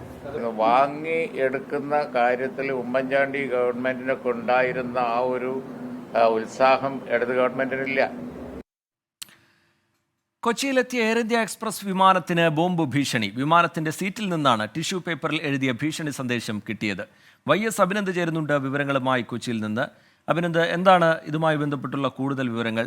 ഇങ്ങനൊരു ഭീഷണി വന്നാൽ സ്വാഭാവികമായും ഉണ്ടാകാവുന്ന പരിശോധനകളുണ്ട്. അതെങ്ങനെ സർവീസുകളെ ബാധിക്കുന്നുണ്ടോ? ഓരോ ദിവസം കഴിയുന്തോറും ഭീഷണിയാണ്. ഇത്തവണ മറ്റൊരു മെത്തേഡാണുള്ളതെന്ന് മാത്രമുണ്ട്. കൊച്ചിയിലെത്തിയ വിമാനത്തിൽ ബോംബ് വെക്കുമെന്ന ടിഷ്യൂ പേപ്പറിലാണ് ഭീഷണി സന്ദേശം ഉണ്ടായത്. രാവിലെ 8:45 ദില്ലിയിൽ നിന്നെത്തിയ വിമാനത്തിലാണ് ടിഷ്യൂ പേപ്പർ കണ്ടെടുത്തത്. ഉടൻ തന്നെ ബോംബ് പൊട്ടും എന്ന ടിഷ്യൂ പേപ്പറിൽ എഴുതി വെച്ചിരുന്നു. ഇത് ആരാണെന്നുള്ളത് ഇപ്പോഴും പോലീസ് സ്ഥിരീകരിച്ചിട്ടില്ല. പോലീസ് കൃത്യമായ അന്വേഷണം ഇതുമായി ബന്ധപ്പെട്ട് നടത്തുന്നുണ്ട്. 8:45 ദില്ലിയിൽ നിന്നെത്തിയ വിമാനം പിന്നീട് സുരക്ഷാ പരിശോധന അടക്കം പൂർത്തീകരിച്ച് 11 മണിയോടുകൂടിയാണ് ദില്ലിയിലേക്ക് വീണ്ടും പോയത്. എയർപോർട്ടിലെ വിമാന ബോംബ് ഭീഷണി ഇപ്പോൾ ദില്ലിയിലും കൊച്ചിയിലും ഒക്കെയായി തന്നെ ഒരുപാട് സംഭവങ്ങൾ ഇതിനോടകം തന്നെ റിപ്പോർട്ട് ചെയ്തു. അതിലെ ഒരു മെത്തേഡിലുള്ള മാറ്റം മാത്രമാണ് ഉള്ളത് എന്ന് മാത്രമാണ് റിജിത്ത്. ശരി, YS അഭിനന്ദ് വിവരങ്ങൾ നൽകുകയായിരുന്നു കൊച്ചിയിൽ നിന്ന്. മണ്ഡല മകരവിളക്ക് തീർത്ഥാടനത്തിനൊരുങ്ങി സന്നിധാനം. നാളെ വൈകിട്ട് 5 മണിക്ക് നട തുറക്കും. വെർച്വൽ ക്യൂ വഴിയുള്ള ഈ മാസത്തെ ബുക്കിംഗ് പൂർത്തിയായിട്ടുണ്ട്. തിരക്ക് പരിഗണിച്ച് ബുക്കിംഗ് സ്ലോട്ടുകളുടെ എണ്ണം കൂട്ടാൻ ദേവസ്വം ബോർഡ് ആലോചന തുടങ്ങിയിട്ടുണ്ട്. എല്ലാ ഒരുക്കങ്ങളും പൂർത്തിയായെന്നും മുൻവർഷത്തേക്കാൾ കൂടുതൽ തീർത്ഥാടകരെ പ്രതീക്ഷിക്കുന്നുവെന്നും ദേവസ്വം പ്രസിഡന്റ് PS പ്രശാന്ത് 24 പറഞ്ഞു. ആദ്യം അദ്ദേഹത്തിന്റെ വാക്കുകൾ കേൾക്കാം. മറ്റന്നാൾ രാവിലെ വൃശ്ചികം 1 രാവിലെ 3 മണിക്കാണ് നട തുറക്കുന്നത്. 1 മണി വരെ. ഉച്ചയ്ക്ക് ശേഷം 3 മണി മുതൽ രാത്രി 11 മണി വരെ. കഴിഞ്ഞ വർഷമൊക്കെ 16 മണിക്കൂർ മാത്രമായിരുന്നു ദർശനമുണ്ടായിരുന്നത് തുടക്കത്തിൽ. അത് പിന്നീടാണ് 18 മണിക്കൂറായി മാറിയത്. പക്ഷേ തുടക്കം മുതൽ തന്നെ, ഈ വർഷം തുടക്കം മുതൽ തന്നെ 18 മണിക്കൂർ പരമാവധി ഭക്തർക്ക് ദർശനം നടത്തിവിടുക എന്നുള്ള ദേവസ്വം ബോർഡിൻ്റെ അഭ്യർത്ഥനയെ ബഹുമാനപ്പെട്ട തന്ത്രി ഉൾപ്പെടെയുള്ള മേൽശാന്തിമാർ അംഗീകരിക്കുന്നു. തന്ത്രിയും മേൽശാന്തിമാരും അംഗീകരിച്ചു. അതുകൊണ്ട് തന്നെയാണ് ദർശന സമയം നമുക്ക് കൂട്ടാൻ സാധിച്ചത്. പിന്നെ ഇവിടെ എത്തുന്ന ഭക്തർക്ക് വേണ്ടി വരുന്ന അടിസ്ഥാനപരമായ എല്ലാ സൗകര്യങ്ങളും സർക്കാരും ദേവസ്വം ബോർഡും ഒരുക്കിയിട്ടുണ്ട്. അതിനു വേണ്ടിയിട്ടുള്ള തയ്യാറെടുപ്പുകൾ ഞങ്ങൾ നേരത്തെ തന്നെ തുടങ്ങി. അതുകൊണ്ട് തന്നെ ഒരു സംതൃപ്തമായ മണ്ഡല മകരവിളക്ക് മഹോത്സവം ഉണ്ടാകുമെന്നാണ് ഞങ്ങൾ പ്രതീക്ഷിക്കുന്നത്. MG പ്രതീഷ് വിവരങ്ങളുമായി സന്നിധാനത്ത് നിന്ന് നമുക്കൊപ്പം തത്സമയം ചേരുന്നുണ്ട്. പ്രതീഷ്, എല്ലാ ഒരുക്കങ്ങളും പൂർത്തിയായി കഴിഞ്ഞിട്ടുണ്ട് എന്ന് ദേവസ്വം ബോർഡ് വിശദീകരിക്കുന്നുണ്ട്. ക്രമീകരണങ്ങൾ എങ്ങനെയാണ് ബോർഡ് കാണുന്നത്? ഒരു തീർത്ഥാടന കാലത്തിന് കൂടി തുടക്കമാവുമ്പോൾ സ്വാഭാവികമായും ഒരുക്കുന്ന സുരക്ഷ, ഭക്തർക്ക് സുഗമമായ ദർശനം തേടുന്നതിന് വേണ്ട ക്രമീകരണങ്ങൾ, ഇതൊക്കെ അന്തിമഘട്ടത്തിലാണ്. എന്താണ് സന്നിധാനത്തെ കാഴ്ചകൾ, നാളത്തേക്കുള്ള ക്രമീകരണങ്ങൾ?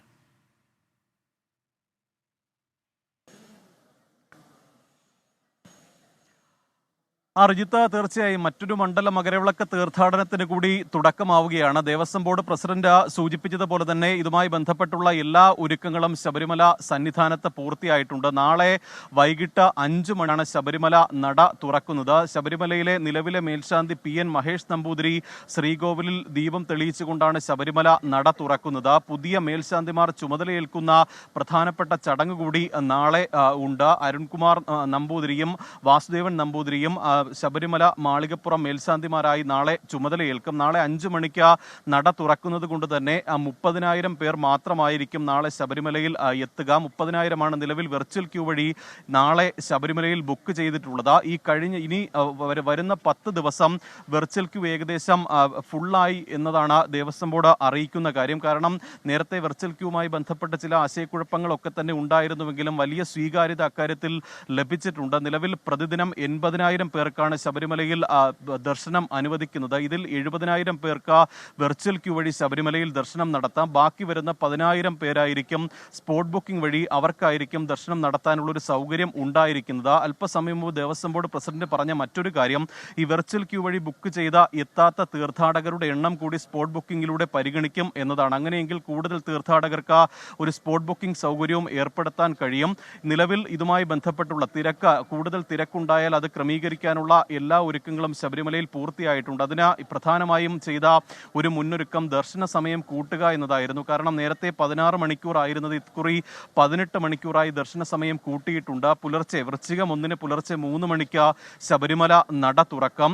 ഉച്ചയ്ക്ക് 1 മണിക്ക് ശബരിമല നട അടയ്ക്കും. പിന്നീട് 3 മണിക്ക് ശബരിമല നട തുറന്നാൽ 11 മണിക്ക് ഹരിവരാസനത്തോടു കൂടിയായിരിക്കും നട അടയ്ക്കുന്നത്. കാരണം കഴിഞ്ഞ വർഷം തിരക്ക് കൂടിയ പശ്ചാത്തലത്തിലായിരുന്നു ദർശന സമയം കൂട്ടിയതെങ്കിൽ ഇക്കുറി ദർശന സമയം ആദ്യം തന്നെ മണ്ഡല മകരവിളക്ക് തീർത്ഥാടനം തുടങ്ങുന്ന ഘട്ടത്തിൽ തന്നെ കൂട്ടിയിട്ടുണ്ട്. മറ്റൊരുക്കങ്ങൾ ഭക്തർക്ക് വേണ്ട അടിസ്ഥാന സൗകര്യങ്ങളെല്ലാം തന്നെ ശബരിമല സന്നിധാനത്തും പമ്പയിലും പൂർത്തിയായിട്ടുണ്ട്. അരവണ അടക്കം ബഫർ സ്റ്റോക്കായി കരുതിയിട്ടുണ്ട്. അത്തരത്തിൽ എല്ലാ ക്രമീകരണങ്ങളും എന്തായാലും ശബരിമലയിൽ പൂർത്തിയായിട്ടുണ്ട്. ഇനി ഒരു രാത്രിയും ഒരു പകലിൻ്റെയും കാത്തിരിപ്പ് മാത്രമേ ഉള്ളൂ. നാളെ ഉച്ചയോടുകൂടി തന്നെ പമ്പയിൽ നിന്ന് തീർത്ഥാടകരെ ശബരിമല സന്നിധാനത്തേക്ക് പ്രവേശിപ്പിക്കും. 1 മണിക്കായിരിക്കും പമ്പയിൽ നിന്ന് തീർത്ഥാടകർക്ക് ശബരിമല സന്നിധാനത്തേക്കുള്ള പ്രവേശനം. എന്തായാലും സന്നിധാനത്തെത്തുന്ന തീർത്ഥാടകർക്ക് സുഗമമായ രീതിയിൽ അയ്യപ്പ ദർശനം നടത്താനുള്ള എല്ലാ ഒരുക്കങ്ങളും ശബരിമല സന്നിധാനത്ത് പൂർത്തിയായിട്ടുണ്ട്. റിജിത്ത്, ശരി. നാളെ വൈകിട്ട് 5 മണിക്കാണ് നട തുറക്കാൻ പോകുന്നത്. സന്നിധാനത്ത് എല്ലാ ഒരുക്കങ്ങളും പൂർത്തിയായി കഴിഞ്ഞു. ചെറിയൊരു ഇടവേളയിലേക്ക് കൂടി പോകാനുള്ള സമയമായിരിക്കുകയാണ്. ഇടവേളയ്ക്ക് ശേഷം മറ്റ് റിപ്പോർട്ടുകളിലേക്ക് നമ്മൾ വരും. ഇന്നത്തെ വാർത്താപ്പകലിൽ സംഭവിച്ച വാർത്തകൾ ഉൾപ്പെടുത്തിയുള്ള പതിവ് സെഗ്മെന്റ് വാർത്താപ്പകലടക്കം കാത്തിരിക്കുന്നുണ്ട്. പ്രൈം ടൈമിലേക്ക് വീണ്ടും ഇനി ഇന്നത്തെ വാർത്താപ്പകലിൽ സംഭവിച്ച ചില വാർത്തകളിലേക്കുള്ള തിരിഞ്ഞുനോട്ടമാണ്. പതിവ് സെഗ്മെന്റ് വാർത്താപ്പകൽ.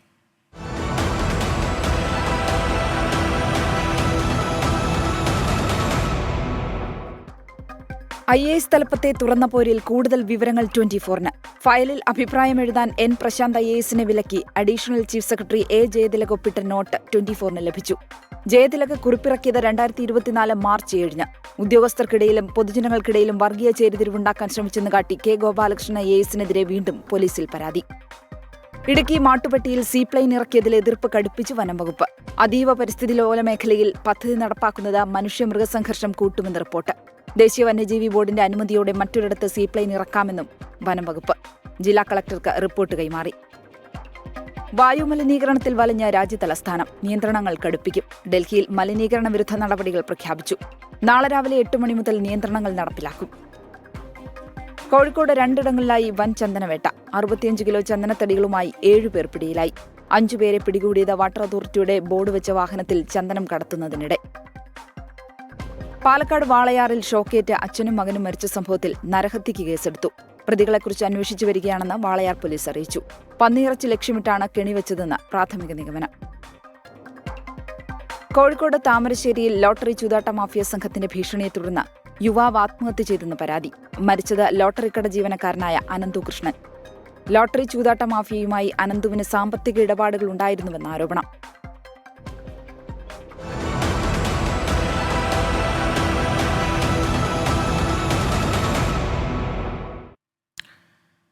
ഇനി മറ്റൊരു റിപ്പോർട്ടിലേക്ക്. പോലീസിനെ തല്ലിയും തലോടിയും സ്പീക്കർ എൻ ഷംസീർ. ചെറിയ വിഭാഗമുണ്ടാക്കുന്ന പ്രശ്നങ്ങളെ തുടർന്ന് ജനങ്ങൾക്ക് പോലീസിനോട് അവമതിപ്പുണ്ടാകുന്നു എന്ന് സ്പീക്കർ പറയുന്നു. എന്നാൽ എല്ലാവരും കുഴപ്പക്കാരാണ് എന്നർത്ഥമില്ല. പോലീസിൽ കള്ളനാണയങ്ങളുണ്ടെങ്കിൽ തിരുത്താൻ അവർ തന്നെ തയ്യാറാകണമെന്നും സ്പീക്കർ എൻ ഷംസീർ പറഞ്ഞു. രാഹുൽ സുരേഷ് ചേരുന്നുണ്ട് വിവരങ്ങളുമായി കോഴിക്കോട്ട് നിന്ന്. രാഹുൽ, എന്താണ് സ്പീക്കർ പറയുന്നത്? രാഹുൽ. ടി കെ റിജിത്ത്, വലിയ വിമർശനങ്ങളാണ് പോലീസ് സേന അടുത്ത കാലത്ത് ഏറ്റുവാങ്ങേണ്ടി വരുന്നത്. ഇപ്പോഴിതാ വിമർശനവുമായി സ്പീക്കർ കൂടിയായിട്ടുള്ള എൻ ഷംസീറും രംഗത്തെത്തുകയാണ്. പോലീസ് സേനയെ ആകെയല്ല, പക്ഷേ പോലീസ് സേനയിലെ ഒരു വിഭാഗത്തിനെ വിമർശിച്ചുകൊണ്ടാണ് എൻ ഷംസീർ രംഗത്തെത്തുന്നത്. ചെറിയ ഗ്രൂപ്പ് ഉണ്ടാക്കുന്ന പ്രശ്നങ്ങൾ ആകെ ഈ പോലീസ് സേനയ്ക്ക് വലിയ രീതിയിലുള്ള അവമതിപ്പിന് കാരണമാകുന്നു എന്ന് പറയുന്നു. ഈ പ്രശ്നങ്ങൾ മൂലം ജനങ്ങളിൽ പോലീസിനെതിരെ അവമതിപ്പ് ഉണ്ടാക്കാൻ കാരണമാകുന്നുണ്ട്. പോലീസിനെതിരെ തെറ്റായ സമീപനങ്ങൾ ഉണ്ടാവുമ്പോൾ പൊതുപ്രവർത്തകരും ജനങ്ങളും അത് തിരുത്തും. അത് പോലീസ് സേന തന്നെ മനസ്സിലാക്കണമെന്നും അദ്ദേഹം പറയുന്നുണ്ട്. അതുമാത്രമല്ല, പൊതുപ്രവർത്തകരെ കണ്ടാൽ ചില പോലീസുകാർ ബഹുമാനിക്കാറില്ല. ആ സമീപനം മാറ്റാനും പോലീസ് സേന തയ്യാറാകണം. ഓരോ ദിവസവും ജനങ്ങൾ കുറേയധികം പരാതികളുമായി പോലീസ് സേനയുടെ മുന്നിൽ, പോലീസുകാരുടെ മുന്നിൽ എത്താറുണ്ട്. പലപ്പോഴും അത് കേൾക്കാൻ പോലും പോലീസുകാർ തയ്യാറാകുന്നില്ല. അത് ആ സമീപനം മാറ്റി പരാതിയുമായി ഓരോരുത്തരും എത്തുമ്പോൾ എന്താണ് അവർക്ക് പറയാനുള്ളത് എന്ന് കേൾക്കാൻ കൂടി പോലീസുകാർ തയ്യാറാകണമെന്നാണ് ഇന്ന് വടകരയിൽ നടന്ന പരിപാടിയിൽ അദ്ദേഹം പറഞ്ഞത്. അതുമാത്രമല്ല, ഏറ്റവും പ്രധാനപ്പെട്ട മറ്റൊരു കാര്യം, പോലീസിന് കുറേയധികം പ്രിവിലേജുകളുണ്ട്. പക്ഷേ ഈ പ്രിവിലേജുകൾ ആ പ്രിവിലേജുകൾ വെച്ച് ആപ്പടിക്കാനുള്ള ഒരു അവസരമായി അവർ കാണരുത്. അതുമാത്രമല്ല, ഏതെങ്കിലും ഒരാളെ കൊടുക്കാൻ നിയമങ്ങൾ കയ്യിലെടുക്കുകയും ഏതെങ്കിലും ഒരാളെ കൊടുക്കാൻ പോലീസ് പലപ്പോഴും നിയമം കയ്യിലെടുക്കുന്ന ഒരു സാഹചര്യവും മുൻകാലങ്ങളിൽ ഉണ്ടായിട്ടുണ്ട്. ഇത്തരത്തിലുള്ള സമീപനങ്ങളെല്ലാം മാറ്റണമെന്നാണ് അദ്ദേഹം പറയുന്നത്. അപ്പോഴും പോലീസ് സേനയെ ആകെയല്ല, പോലീസ് സേനയിലെ ഒരു വിഭാഗത്തെക്കുറിച്ചാണ് അദ്ദേഹം വിമർശനവുമായി രംഗത്തെത്തിയത്. ഇന്ന് വടകരയിൽ പോലീസ് അസോസിയേഷൻ സംഘടിപ്പിച്ച പരിപാടിയിലായിരുന്നു പോലീസ് സേനയെ വിമർശിച്ചുകൊണ്ട് എൻ ഷംസീർ രംഗത്തെത്തിയത്. ശരി, രാഹുൽ സുരേഷ് വിവരങ്ങൾ നൽകുകയായിരുന്നു കോഴിക്കോട്ട് നിന്ന്. ദേശീയ സ്കൂൾ ഗെയിംസിൽ പങ്കെടുക്കാൻ ഭോപ്പാലിലേക്ക് പോകുന്ന കേരള ടീമിന് വിമാന ടിക്കറ്റ് ഉറപ്പാക്കി വിദ്യാഭ്യാസ വകുപ്പ്. ട്രെയിൻ ടിക്കറ്റ് ഇല്ലാത്തതിനാൽ കായിക താരങ്ങളുടെ യാത്ര മുടങ്ങിയത് 24 ആണ് പുറത്തു കൊണ്ടുവന്നത്. മണിക്കൂറുകളോളം റെയിൽവേ സ്റ്റേഷനിൽ ടിക്കറ്റുമായി ബന്ധപ്പെട്ടുള്ള അനിശ്ചിതത്വത്തെ തുടർന്ന് ആ താരങ്ങൾ കാത്തു നിൽക്കുന്നത്, അവരുടെ പ്രതിസന്ധി, അവരുടെ രക്ഷിതാക്കളുടെ പരാതി, ഇതൊക്കെ നമ്മൾ ഇന്നത്തെ വാർത്താപ്പകലിൽ കണ്ടിരുന്നു. അതിന് പിന്നാലെയാണ് 24 ഒരു വാർത്തയായത് നൽകുന്നത്. അതിന് പിന്നാലെ വിദ്യാഭ്യാസ വകുപ്പിൻ്റെ ഇടപെടൽ ആ വിഷയത്തിൽ ഉണ്ടാവുകയായിരുന്നു. 24 ബിഗ് ഇമ്പാക്റ്റ്. ഞങ്ങൾ രാവിലെ തൊട്ട് വന്നിരിക്കുക. ഇവരൊക്കെ ട്രിവാൻഡ്രത്തുനിന്ന് അവിടുന്ന് ട്രെയിൻ കയറി ഇവിടെ വന്നിരിക്കുക, ഉച്ചക്കത്തെ ട്രെയിനിൽ പോകാൻ. എന്നിട്ട് കുറേ നേരമായിട്ട് ഇങ്ങനെ നിൽക്കുക. എത്തണം, ഞങ്ങൾക്ക് 16-ാം തീയതി എത്തണം എന്ന് വെച്ചാൽ അവിടെ കാർഡൊക്കെ ഞങ്ങൾക്ക് കിട്ടാനുണ്ട്. ഞങ്ങൾക്ക് എന്നാലേ അവിടെ എൻട്രി കൊടുക്കാൻ പറ്റുള്ളൂ. ഞങ്ങളുടെ അടുത്ത് പറഞ്ഞ ട്രെയിൻ ടിക്കറ്റ് ഉണ്ടെന്നാണ്. എന്നിട്ട് ഇവിടെ എത്തിയപ്പോഴാണ് പറയുന്നത് കൺഫേം ആയിട്ടില്ല. ഏറെ പ്രതീക്ഷയോടെയാണ് കുട്ടിത്താരങ്ങൾ ബാഡ്മിന്റൺ മത്സരത്തിനായി ഭോപ്പാലിലേക്ക് പോകാൻ റെയിൽവേ സ്റ്റേഷനിലെത്തിയത്. എന്നാൽ വിദ്യാഭ്യാസ വകുപ്പിന്റെ കടുംവെട്ട്. താരങ്ങൾക്കുള്ള ട്രെയിൻ ടിക്കറ്റ് ഉറപ്പിക്കുന്നതിൽ വിദ്യാഭ്യാസ വകുപ്പ് പരാജയപ്പെട്ടു. യാത്ര പ്രതിസന്ധിയിൽ. ഞങ്ങളിപ്പം തൽക്കാലം വീട്ടിലേക്ക് പോവുകയാണ്. അവർ മെസ്സേജോ വിളിക്കുകയോ ചെയ്യുകയാണെങ്കിൽ ഞങ്ങൾ തിരിച്ചു വന്ന് എൻ്റെ മോളെ ഞാൻ വിടുന്നതായിരിക്കും. 24 വാർത്ത പുറത്തുവിട്ടതോടെ വിദ്യാഭ്യാസ മന്ത്രി ഇടപെട്ടു. വിമാന ടിക്കറ്റ് എടുക്കാൻ മന്ത്രി തൊഴിൽ വകുപ്പിന് കീഴിലുള്ള ഒഡേപെക്കിന് നിർദ്ദേശം നൽകി. ഈ മാസം 17-ന് ഭോപ്പാലിൽ നടക്കുന്ന മത്സരത്തിൽ 20 കായിക താരങ്ങളാണ് പങ്കെടുക്കുക. നാളെ 15 പേർ നെടുമ്പാശ്ശേരി വിമാനത്താവളത്തിൽ നിന്നും 8 പേർ കരിപ്പൂർ വിമാനത്താവളത്തിൽ നിന്നും ഭോപ്പാലിലേക്ക് തിരിക്കും. വിഷ്ണു സുരേഷ്, 24 കൊച്ചി. 24 big impact. ദേശീയ സ്കൂൾ ഗെയിംസിന് ഭോപ്പാലിലെത്താനാകാതെ കേരളത്തിന്റെ സ്കൂൾ ബാഡ്മിന്റൺ സംഘം വാർത്തയറിയിച്ച് 24. കേരളത്തെ പ്രതികരിച്ചുള്ള ബാഡ്മിന്റൺ ടീമിനാണ് ഇത്തരത്തിലൊരു ദുരവസ്ഥ. അവർ ഇപ്പോഴും സൗത്ത് റെയിൽവേ സ്റ്റേഷനിൽ തുടരുകയാണ്. ഞങ്ങളുടെ അടുത്ത് പറഞ്ഞ ട്രെയിൻ ടിക്കറ്റ് ഉണ്ടെന്നാണ്. എന്നിട്ട് ഇവിടെ എത്തിയപ്പോഴാണ് പറയുന്നത് കൺഫേം ആയിട്ടില്ല. 24 വാർത്തയ്ക്ക് പിന്നാലെ വിദ്യാഭ്യാസ മന്ത്രി വി ശിവൻകുട്ടിയുടെ ഇടപെടൽ. കേരള താരങ്ങൾ വിമാനമാർഗം ഭോപ്പാലിലേക്ക്. 24 ആദ്യം ആധികാരികം. YS അഭിനന്ദ് ചേരുന്നുണ്ട് നമുക്കൊപ്പം തത്സമയം. അഭിനന്ദ്, നമ്മളാണ് ഈ വാർത്ത പുറം ലോകത്തെ അറിയിക്കുന്നത്. വിദ്യാഭ്യാസ വകുപ്പിൻ്റെ ശ്രദ്ധയിലേക്ക് പിന്നീട് അത് വരുന്നു. ഇങ്ങനെ ഒരു ട്രെയിൻ ടിക്കറ്റിൻ്റെ പേരിൽ ആ യാത്ര മുടങ്ങിയിരുന്നെങ്കിൽ അത് കായിക കേരളത്തിന് അതുപോലെ ഈ വിദ്യാഭ്യാസ വകുപ്പിനൊക്കെ വലിയൊരു നാണക്കേടായി മാറുന്ന നിലയുണ്ടാവുമായിരുന്നു. എന്തായാലും ഇടപെടൽ പിന്നീട് ഉണ്ടായി. അവർക്ക് സുഗമമായി യാത്ര ചെയ്യാനുള്ള സൗകര്യവും പിന്നീട് ഒരുങ്ങി വന്നു. എന്താണ് ഇന്നത്തെ പകലിൽ ഇതുമായി ബന്ധപ്പെട്ട് കണ്ടത്? രക്ഷിതാക്കളുടെയും വിദ്യാർത്ഥികളുടെയും ഒക്കെ പ്രതികരണം എങ്ങനെയായിരുന്നു അഭിനന്ദ്? റിജിത്ത്, തീർച്ചയായിട്ടും കായിക കേരളത്തിന് അപമാനമാകേണ്ടിയിരുന്ന ഒരു സംഭവം 24 വാർത്തയുടെ ഇടപെടലിലൂടെ അത് കൃത്യമായ രീതിയിൽ വിദ്യാഭ്യാസ വകുപ്പിന് ഇടപെടൽ അത് ദൂരീകരിച്ചിരിക്കുകയാണ് എന്നതാണ് ഏറ്റവും പ്രധാനപ്പെട്ട കാര്യം. റിജിത്ത്, ഇന്ന് ഉച്ചയോടുകൂടിയാണ് എറണാകുളം സൗത്ത് റെയിൽവേ സ്റ്റേഷനിൽ 23 വിദ്യാർത്ഥികൾ ഇതുമായി ബന്ധപ്പെട്ട് ദുരവസ്ഥ അനുഭവിക്കേണ്ടി വന്നിരുന്നത്. സംസ്ഥാന സ്കൂൾ കായികമേളയ്ക്ക് ശേഷം കേരളത്തെ പ്രതിനിധീകരിച്ചുകൊണ്ട് ഭോപ്പാലിലേക്കുള്ള നാഷണൽ സ്കൂൾ ഗെയിംസിൽ പങ്കെടുക്കാനെത്തിയ ബാഡ്മിൻ്റൺ താരങ്ങൾക്കായിരുന്നു ട്രെയിൻ ടിക്കറ്റ് കൺഫേം അല്ല എന്നുള്ള രീതിയിലുള്ള അറിയിപ്പ് റെയിൽവേ സ്റ്റേഷൻ അധികൃതരുടെ ഭാഗത്തു നിന്നുണ്ടായത്. ഇതുമായി ബന്ധപ്പെട്ട് ഒരുപാട് തരത്തിലുള്ള പ്രതിസന്ധിയും ആ കുറച്ച് മണിക്കൂറിനുള്ളിൽ തന്നെ ആ വിദ്യാർത്ഥികൾക്ക് അനുഭവിക്കേണ്ടി വന്നു. 24 അത് കൃത്യമായി തന്നെ പൊതുസമക്ഷം അറിയിച്ചു. പൊതുവിദ്യാഭ്യാസ വകുപ്പ് മന്ത്രിയുടെ കൃത്യമായ ഇടപെടൽ ഉണ്ടായി. അത് ഉടൻ തന്നെ പൊതുവിദ്യാഭ്യാസ വകുപ്പ് മന്ത്രി തൊഴിൽ വകുപ്പിൻ്റെ ഒഡേപ്പയ്ക്ക് നിർദ്ദേശം നൽകി. ഈ 23 വിദ്യാർത്ഥികളെ വിമാനത്തിൽ ഭോപ്പാൽ എത്തിക്കുവാൻ വേണ്ടിയിട്ടുള്ള നടപടികളും വിദ്യാഭ്യാസ വകുപ്പിന്റെ ഭാഗത്തു നിന്നും സ്വീകരിച്ചു. 15 വിദ്യാർത്ഥികളെ നെടുമ്പാശ്ശേരി വിമാനത്താവളത്തിൽ നിന്നും 8 വിദ്യാർത്ഥികളെ കരിപ്പൂർ വിമാനത്താവളത്തിൽ നിന്നും നാളെയോടുകൂടി അവരെ ഭോപ്പാലിൽ എത്തിക്കും. 17-ാം തീയതിയുള്ള സ്കൂൾ ഗെയിംസിന് പങ്കെടുക്കുവാൻ വേണ്ടിയുള്ള കൃത്യമായ സൗകര്യങ്ങളും ഇതുമായി ബന്ധപ്പെട്ട് ഉറപ്പാക്കുമെന്ന് വിദ്യാഭ്യാസ വകുപ്പ് മന്ത്രിയുടെ ഉറപ്പും ഇതിനോടകം തന്നെ നമ്മൾ കണ്ടതാണ്. എന്തായാലും വലിയൊരു പ്രതിസന്ധിക്കാണ് 24 വാർത്തയ്ക്ക് പിന്നാലെ ഇപ്പോൾ ഒരു പരിഹാരമായിരിക്കുന്നത്. അല്ലെങ്കിൽ തന്നെ കായിക കേരളത്തിന് വലിയൊരു അപമാനമായി പോകേണ്ട സംഭവം കൃത്യമായ ഇടപെടലിലൂടെ അത് സാക്ഷാത്കരിച്ചിരിക്കുന്നതാണ് ഏറ്റവും പ്രധാനപ്പെട്ട കാര്യം. YS അഭിനന്ദ് വിവരങ്ങൾ നൽകുകയായിരുന്നു കൊച്ചിയിൽ നിന്ന്. എന്തായാലും ആ കായിക താരങ്ങളുടെ യാത്ര മുടങ്ങില്ല. വിമാനമാർഗം അവരെ എത്തിക്കാനുള്ള എല്ലാ നടപടികളും പൂർത്തിയായി കഴിഞ്ഞിട്ടുണ്ട്. അഭിനന്ദ് അതിൻ്റെ വിശദാംശങ്ങൾ പ്രേക്ഷകരുമായി പങ്കുവയ്ക്കുകയായിരുന്നു.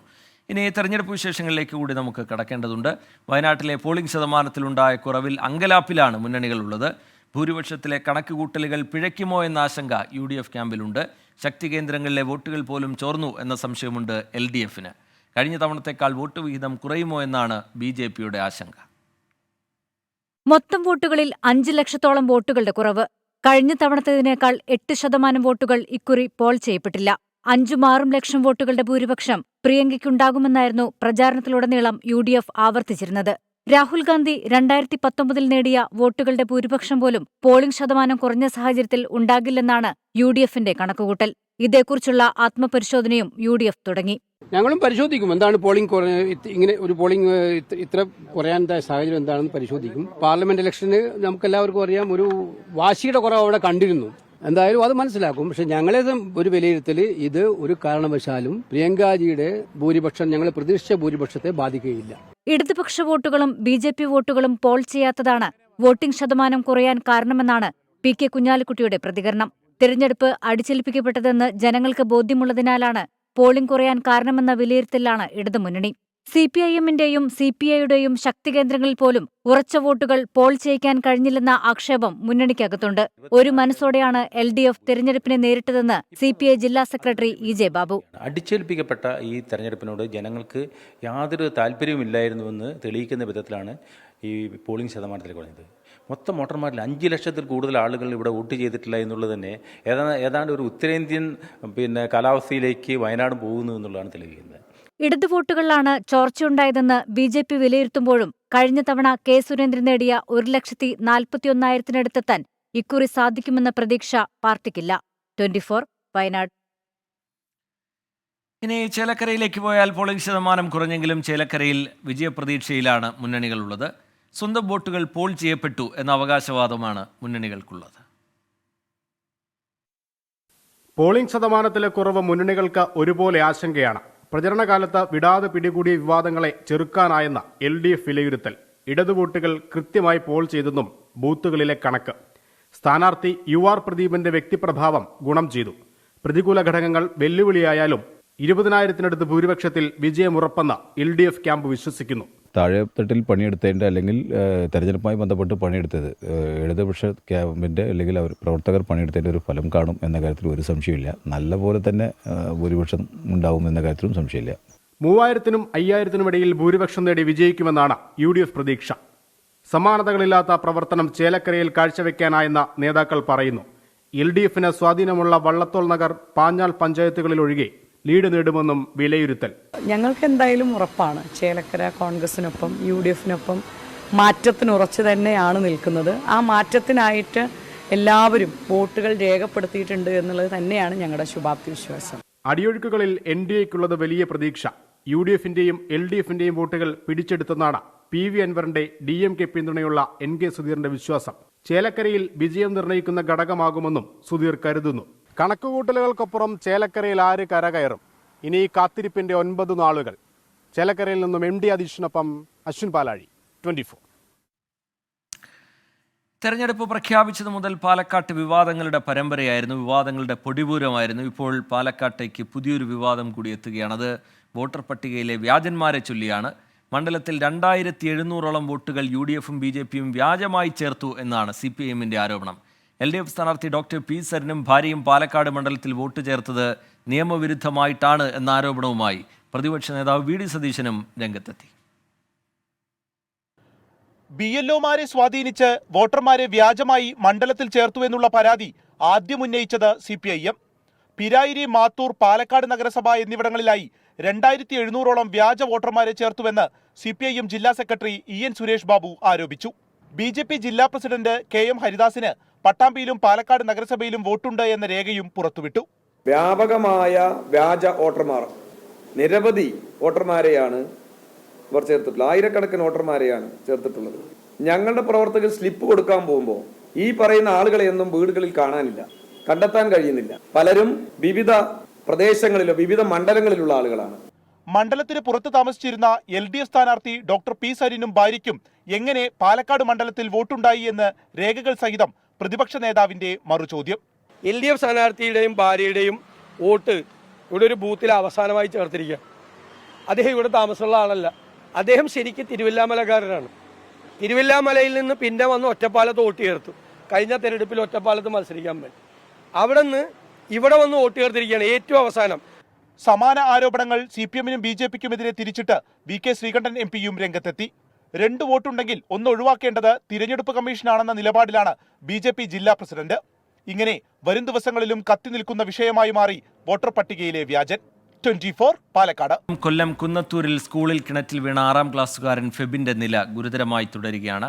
സംഭവത്തിൽ അന്വേഷണം നടത്താൻ പൊതുവിദ്യാഭ്യാസ ഡയറക്ടർക്ക് മന്ത്രി V ശിവൻകുട്ടി നിർദ്ദേശം നൽകിയിട്ടുണ്ട്. സ്കൂളിലെ കിണറിന് മതിയായ സുരക്ഷാ സംവിധാനങ്ങൾ ഉണ്ടായിരുന്നില്ല എന്ന് ഫെബിന്റെ പിതാവ് 24നോട് പറഞ്ഞു. കൊല്ലം കുന്നത്തൂർ തുരുത്തിക്കര MTUP സ്കൂളിലാണ് സംഭവം. രാവിലെ 9:30 സ്കൂളിലെത്തിയ ഫെബിൻ കൂട്ടുകാരുമൊത്ത് കളിച്ചുകൊണ്ട് നിൽക്കെ അബദ്ധത്തിൽ കിണറ്റിൽ വീഴുകയായിരുന്നുവെന്ന് അധ്യാപകർ പറയുന്നു. കുട്ടികളുടെ കരച്ചിൽ കേട്ട് ഓടിയെത്തിയ സ്കൂൾ ജീവനക്കാരൻ സിജു തോമസ് കിണറ്റിലിറങ്ങി കുട്ടിയെ വെള്ളത്തിൽ നിന്ന് ഉയർത്തി. ശാസ്താംകോട്ട ഫയർഫോഴ്സ് സംഘം സ്ഥലത്തെത്തിയാണ് ഇരുവരെയും കിണറ്റിൽ നിന്ന് പുറത്തെടുത്തത്. തലക്കേറ്റ പരിക്ക് ഗുരുതരമായതിനാൽ ആദ്യം എത്തിച്ച ആശുപത്രിയിൽ നിന്ന് കൊല്ലം മെഡിസിറ്റിയിലേക്ക് മാറ്റുകയായിരുന്നു. ആഴമേറിയ കിണറിന് മതിയായ സുരക്ഷാ സംവിധാനങ്ങൾ ഉണ്ടായിരുന്നില്ലെന്ന് ഫെബിന്റെ പിതാവ് 24നോട് പറഞ്ഞു. കിണറ്റിന് ഗ്രില്ലുണ്ടോ എന്ന് ചോദിച്ചപ്പോൾ അന്നേരം പറഞ്ഞു ഉണ്ടെന്ന് പറഞ്ഞു. പിന്നെ അന്വേഷിച്ചപ്പോൾ കിണറ്റിന് ഗ്രില്ലില്ല. ഇല്ല, അവിടെ ഈ ഇപ്പൊ അടുത്തിടയ്ക്ക് അവർ പ്ലാറ്റിനം ജൂബിലി കഴിഞ്ഞത്, ഇത് റെഡിയാക്കിയില്ല. തുരുമ്പിച്ച ഇരുമ്പ് നെറ്റും പ്ലാസ്റ്റിക് വലയുമാണ് കിണറിന് മുകളിൽ സുരക്ഷയ്ക്കായി സ്ഥാപിച്ചിരുന്നതെന്ന് നാട്ടുകാരും പറയുന്നു. ഇത് നേരത്തെ ചെയ്യേണ്ടതായിരുന്നു. അപ്പോൾ ഇവിടെ എല്ലാം സ്കൂളിലൊക്കെ വലിയ വിപുലമായിട്ടുള്ള പരിപാടികളൊക്കെ ഇവർ നടത്തിയതാണ്. എന്നാൽ ഈ കിണറിനെ പറ്റിയുള്ള കാര്യങ്ങൾ ഇതുവരെ അവർ ശ്രദ്ധിച്ചിട്ടില്ല. 24 വാർത്തയ്ക്ക് പിന്നാലെ വിദ്യാഭ്യാസ വകുപ്പ് ഉദ്യോഗസ്ഥർ സ്കൂളിലെത്തി പരിശോധന നടത്തി. കിണറിന് മുകളിൽ മതിയായ സുരക്ഷ ഉണ്ടായിരുന്നില്ലെന്ന് വിദ്യാഭ്യാസ വകുപ്പും കണ്ടെത്തിയിട്ടുണ്ട്. പ്രാഥമിക അന്വേഷണം നടത്തിയ AEO DDക്കും DEOയ്ക്കും റിപ്പോർട്ട് കൈമാറി. അതേസമയം സംഭവത്തിൽ അന്വേഷണം നടത്തി ഉടൻ റിപ്പോർട്ട് നൽകാൻ പൊതുവിദ്യാഭ്യാസ വകുപ്പ് മന്ത്രി V ശിവൻകുട്ടി പൊതുവിദ്യാഭ്യാസ ഡയറക്ടർക്ക് നിർദ്ദേശം നൽകി. കുട്ടി വെന്റിലേറ്ററിൽ ചികിത്സയിൽ തുടരുകയാണ്. 24 കൊല്ലം. വായുമലിനീകരണം അപകടകരമായ ഡൽഹിയിൽ കടുത്ത നിയന്ത്രണങ്ങൾ ഏർപ്പെടുത്തി. നാളെ രാവിലെ മുതൽ നിർമ്മാണ പ്രവർത്തനങ്ങൾക്ക് നിരോധനം ഏർപ്പെടുത്തിയിട്ടുണ്ട്. വാഹനങ്ങൾക്കും നിയന്ത്രണം വരികയാണ്. കഴിഞ്ഞ 2 ദിവസങ്ങളിലായി 400-ന് മുകളിലാണ് ഡൽഹിയിലെ വായു ഗുണനിലവാര നിരക്ക്. പുകമഞ്ഞിൽ ദൃശ്യപരിധി കുറഞ്ഞത് ഡൽഹി വിമാനത്താവളത്തിലെ 300-ലേറെ സർവീസുകളെ ബാധിച്ചു. ഡൽഹിയിൽ മലിനീകരണം അതീവ രൂക്ഷമായ സാഹചര്യത്തിൽ Delhi commission for air quality management graded response action plan stage 3 മലിനീകരണ വിരുദ്ധ നടപടികൾ പ്രഖ്യാപിച്ചു. നാളെ രാവിലെ 8 മണി മുതൽ നിയന്ത്രണങ്ങൾ നടപ്പിലാകും. അടിയന്തര സ്വഭാവമില്ലാത്ത മുഴുവൻ നിർമ്മാണ പ്രവർത്തനങ്ങൾക്കും നിരോധനം ഏർപ്പെടുത്തും. BS3 പെട്രോൾ വാഹനങ്ങളും BS4 വിഭാഗത്തിലുള്ള ഡീസൽ വാഹനങ്ങളും അനുവദിക്കില്ല. മലിനീകരണം നിയന്ത്രിക്കാൻ കൂടുതൽ സ്പ്രിംഗ്ലറുകൾ ഉപയോഗിക്കും. കഴിഞ്ഞ 48 മണിക്കൂറിൽ ഏറെയായി വായു ഗുണനിലവാര നിരക്ക് ഗുരുതര വിഭാഗത്തിൽപ്പെട്ട 400-ന് മുകളിലാണ്. കടുത്ത പുകമഞ്ഞിൽ ദൃശ്യപരിധി കുറഞ്ഞതോടെ ഡൽഹി അന്താരാഷ്ട്ര വിമാനത്താവളത്തിൽ 300 വിമാന സർവീസുകൾ വൈകി. വയനാട്ടിൽ നിന്ന് ഡൽഹിയിലേക്ക് മടങ്ങുന്നത് ഗ്യാസ് ചേംബറിൽ കയറുന്നത് പോലെയെന്നും ഡൽഹിയിലെ മലിനീകരണം ഓരോ വർഷവും മോശമായിക്കൊണ്ടിരിക്കുകയാണെന്നും പ്രിയങ്ക ഗാന്ധി പ്രതികരിച്ചു. 24 ഡൽഹി. ആത്മകഥാ വിവാദം കത്തിനിൽക്കുന്നതിനിടയിൽ ഇ പി ജയരാജൻ പാലക്കാട്ട് തെരഞ്ഞെടുപ്പ് പ്രചാരണത്തിനെത്തി. ജയരാജനെ പാർട്ടി ഭീഷണിപ്പെടുത്തി കൊണ്ടുവന്നതാണ് എന്നാണ് പ്രതിപക്ഷം ആരോപിക്കുന്നത്. പാലക്കാട്ടെത്തിയ ഇ പി ഡോക്ടർ സരിനെ വാനോളം പുകഴ്ത്തുകയും ചെയ്തു. പാലക്കാട്ടേക്ക് ഇ പി വണ്ടി കയറിയതിന് പിന്നിലെന്ത്? കാണാം എം അഫ്സൽ തയ്യാറാക്കിയ വാൽകഷ്ണം. പാലക്കാട് സ്ഥാനാർത്ഥികളൊക്കെ എമ്പാടുണ്ടെങ്കിലും ഇന്ന് പാലക്കാട് സ്റ്റാർ ആയത് സഖാവ് ഇ പി ജയരാജനാണ്. ഈ പാലക്കാട് ഒരു പുതിയ പാലക്കാടായിരിക്കും. അപ്പൊ പാലക്കാടിനെ പുതിയ പാലക്കാടാക്കാൻ ഇ പി എത്തി. ഇപ്പൊ എങ്ങനെയുണ്ട്? ഇ പി വരൂല എന്ന് പറഞ്ഞവർക്ക് എന്തേലും പറയണ്ടോ? അങ്ങനൊക്കെ ചെയ്യോ സുരേന്ദ്രേട്ടാ? നിങ്ങൾക്ക് എന്താ തോന്നണേ? എം പി രാജേഷിന്റെ താത്വിക അവലോകനം ഉണ്ടാവും. അദ്ദേഹം പറയുന്നത് പിന്നെ ആർക്കും മനസ്സിലാവില്ല. എന്തൊക്കെയാണെങ്കിലും ഈ പുസ്തകം ഇറങ്ങണതിന്റെ മുമ്പേ ഈപ്പിനെ പാലക്കാട് ഇറക്കി എന്നുള്ളത് നല്ലൊരു നീക്കല്ലേ അസൻ സാഹിബ്? ഈ തെരഞ്ഞെടുപ്പിൽ തന്നെ ഒരു പാർട്ടി യോഗങ്ങളിലും പങ്കെടുക്കാത്ത ഇ പി ജയരാജനെ ഇപ്പൊ ക്ഷണിച്ചു കൊണ്ടുപോയി ഇന്ന് പാലക്കാട് പ്രസംഗിപ്പിക്കുക. നിങ്ങൾ വിഷയാക്കണ്ട. ഇന്നലെ പുറത്ത് വന്നു എന്ന് പറഞ്ഞ പേജിലേ ഈ സരിനെ പറ്റിയും 2 വരി പറഞ്ഞുകൊണ്ടല്ലോ, അതുകൊണ്ട് വന്നതാക്കരം. സരിൻ ഇരുട്ടി വെളുക്കുന്നതിന് മുമ്പ് പാർട്ടി മാറിയ സരിനെ സ്ഥാനാർത്ഥിയാക്കിയത് ശരിയോ തെറ്റോ എന്ന് കാലം തെളിയിക്കുന്നത്. പക്ഷെ കാലം തെളിയിക്കുന്നത് വരെയൊന്നും പാർട്ടിക്കാർ കാത്തു നിന്നില്ല. നേരെ പാലക്കാട്ടേക്ക് വണ്ടി കയറി സരിനെ പറ്റി 4 നല്ലത് പറഞ്ഞിട്ട് തിരിച്ചു വന്നാൽ മതിയെന്ന് പാർട്ടിക്കാർ പറഞ്ഞിട്ടാണ് ഇ പി പാലക്കാടേക്ക് എത്തിയതെന്നാണ് അസൻ സാഹിബ് പറയുന്നത്. എന്താണ് ഇതിന്റെ സത്യം എന്ന് നമുക്കറിയില്ല. അപ്പോൾ സ്വാഭാവികമായിട്ടും അവിടെ വിശദീകരിക്കും. അങ്ങനെ വിശദീകരിക്കാൻ തീരുമാനിച്ചു. സരിനെ കുറിച്ച് വിസ്തരിച്ചിട്ട് അങ്ങോട്ട് വിശദീകരിച്ചു. എടാ നീ ഇറങ്ങണം, നീ ഇറങ്ങിയാലേ വല്ലതൊക്കെ നടക്കൂ. ചെല്ലട്ടെ, നിക്ക്. നീ പോയിട്ട് എന്താ ചെയ്യാൻ പോണത്? അത് ആളെ കറക്കി കൊണ്ടുവരുമ്പോ കണ്ടാ മതി. ഐഡിയ എന്താണെന്ന് പറഞ്ഞിട്ട് പോടാ. അതെ, വ്യക്തമായിട്ട് പ്ലാൻ എന്താണെന്ന് പറഞ്ഞിട്ട് പോയാൽ മതി. പറഞ്ഞേ. ഡോക്ടറായി പുറത്തിറങ്ങുന്ന കാലഘട്ടത്തിലും ഈ സമൂഹത്തിന്റെ വ്യത്യസ്തമായ മേഖലകളിൽ സരിന്റെ ഡോക്ടറുടെ എല്ലാ തരത്തിലുള്ള കഴിവുകളും പ്രകടിപ്പിച്ചുകൊണ്ടിരുന്നു. സരിന് ഡോക്ടർ ആയ സമയത്ത് പുറത്തെടുക്കാത്ത കഴിവുകളൊക്കെ ജയരാജൻ സഖാവ് പുറത്തെടുപ്പിച്ചു. അതും ഇതിന്റെ ഒരു മാർക്കറ്റിംഗ് തന്ത്രമാണ്. അല്ല, അതെങ്ങനെ ഈ മാർക്കറ്റിംഗ്? ബുക്കിന്റെ മാർക്കറ്റിങ്ങോ അതോ സരിന്റെ? കാരണം ഇതുപോലെ LDF സ്ഥാനാർത്ഥിയെ കുറിച്ച് സ്വന്തം വ്യക്തിപരമായ അഭിപ്രായം തുറന്നു പറഞ്ഞു. അദ്ദേഹം പാർട്ടിയിൽ നിൽക്കുകയാണ്. പാർട്ടി അദ്ദേഹത്തെ ഭീഷണിപ്പെടുത്തിയിട്ടാണ് പാലക്കാട് കൊണ്ടുവന്നിട്ട് അദ്ദേഹം എഴുതിയതിനെതിരായിട്ട് അദ്ദേഹത്തെ കൊണ്ട് സംസാരിപ്പിക്കുന്നത്. അല്ല, പറഞ്ഞ പോലെ നമ്മൾ എഴുത്തെന്തായി സഖാവേ? ഞാൻ ഒരു പുസ്തകം തയ്യാറാക്കുന്നു. അസൻ സാഹിബേ, അത് നടക്കുന്നുണ്ട് കേട്ടോ, സംഗതി നിർത്തിയിട്ടില്ല. യഥാർത്ഥത്തിൽ ഇത് ഇ പി ജയരാജന്റെ ആത്മനൊമ്പരകരുടെ ആത്മകഥയാണ്. അല്ല, അതെങ്ങനെ ജയരാജേട്ടാ? ഈ അസൻ സാഹിബിന് കഥ മുഴുവൻ മനസ്സിലായല്ലോ. ഞാൻ എന്റെ പുസ്തകം ഇതുവരെ തയ്യാറായില്ല. പക്ഷെ അസൻ സാഹിബിന് കഥ മനസ്സിലായി. അല്ല സാഹിബേ, നിങ്ങൾ മനസ്സിലാക്കിയിടത്തോളം എങ്ങനെ ബുക്ക് ഇറങ്ങിയാല് നല്ലോണം വിറ്റുപോകൂ? ചൂടപ്പം പോലെ വിറ്റുപോകും. ജയരാജേട്ടാ, ചൂടപ്പം പോലെ സാധനം വിറ്റുപോകുന്നാണ് അസൻ സാഹിബ് പറയണേ. ഇതെങ്ങനെ കച്ചവടാക്കാന് ആരെങ്കിലും ഏൽപ്പിച്ചിക്കണോ? പാർട്ടി അനുമതി വേണം. പാർട്ടിക്കാരെ ഇത് ചൂടപ്പം പോലെ വിൽക്കാന് നമ്മൾ ഏത് വണ്ടിയിലാ കൊണ്ടുപോവുക? കേരളയിൽ പോകും. അപ്പൊ കേരളയില് ഇത് ചൂടപ്പം പോലെ വിൽക്കാൻ പറ്റിയ ഒരു ഐഡിയ നിങ്ങൾ പറഞ്ഞു കൊടുക്കും മാഷേ. രാവിലെ പുറപ്പെട്ടിട്ട് എവിടെയാണോ എത്തേണ്ടത്, ഒരു 2 മണിക്കൂർ 2.5 മണിക്കൂർ കൊണ്ട് എത്തില്ലേ, അവിടെ എത്തി അപ്പം വിറ്റ് തിരിച്ച് നേരെ വരികയാണ്. രാവിലെ ബ്രേക്ക്ഫാസ്റ്റ് കഴിച്ചിട്ട് പോകുന്നു. തിരിച്ചു വന്നതിന് ശേഷം അവർക്ക് ഉച്ചഭക്ഷണം കഴിച്ചാൽ മതി. ഹസൻ സാഹിബേ, ഒരു ബുക്ക് വിൽക്കാനുള്ള പ്ലാന് വരെ റെഡിയാക്കി നിൽക്കുകയാണ്. ഇനിയിപ്പോൾ ഇതിന്റെ പേരിൽ തെറ്റിപ്പിരിന്ന് നമ്മൾ ആശ വെക്കണോ? അദ്ദേഹത്തിന്റെ രാഷ്ട്രീയ സമീപനം നിലപാടൊക്കെ തീരുമാനിക്കുന്ന അവസരത്തിൽ നമുക്കത് അപ്പം ആലോചിക്കാവുന്ന കാര്യങ്ങളാണ്. ജയരാജൻ സഖാവേ, ഹസൻ സാറ് ഇങ്ങടെ ഒരു പാല ഇട്ടുക്കണം കേട്ടോ. എന്താ പറയാനുള്ളേ? അതൊക്കെ മാനസിക രോഗം ഉണ്ടാവും. ശരി, ഏതായാലും പാലക്കാട് വരെ വന്ന സ്ഥിതിക്ക് സ്ഥാനാർത്ഥിനെ പറ്റി 2 വാക്കും കൂടെ പറഞ്ഞിട്ട് നമുക്ക് നിർത്താം. ഞാനിപ്പോ ഊതിക്കാച്ചിയ പൊന്നുപോലെയാണ് സരിൻ എന്ന് ഞാൻ പറയുന്നു. അദ്ദേഹത്തിന്റെ വിശ്വാസം അദ്ദേഹത്തെ രക്ഷിക്കട്ടെ. അപ്പോൾ ഈ ഉപതെരഞ്ഞെടുപ്പിലും ബുക്കിന്റെ പേരിൽ ഇ പി പേരെടുത്തു. ഇനി ഏതൊക്കെ തെരഞ്ഞെടുപ്പിൽ എന്തിൻ്റെയൊക്കെ പേരിലാണ് ഇ പി പേരെടുക്കുക എന്ന് നമുക്ക് കാത്തിരുന്ന് കാണാം.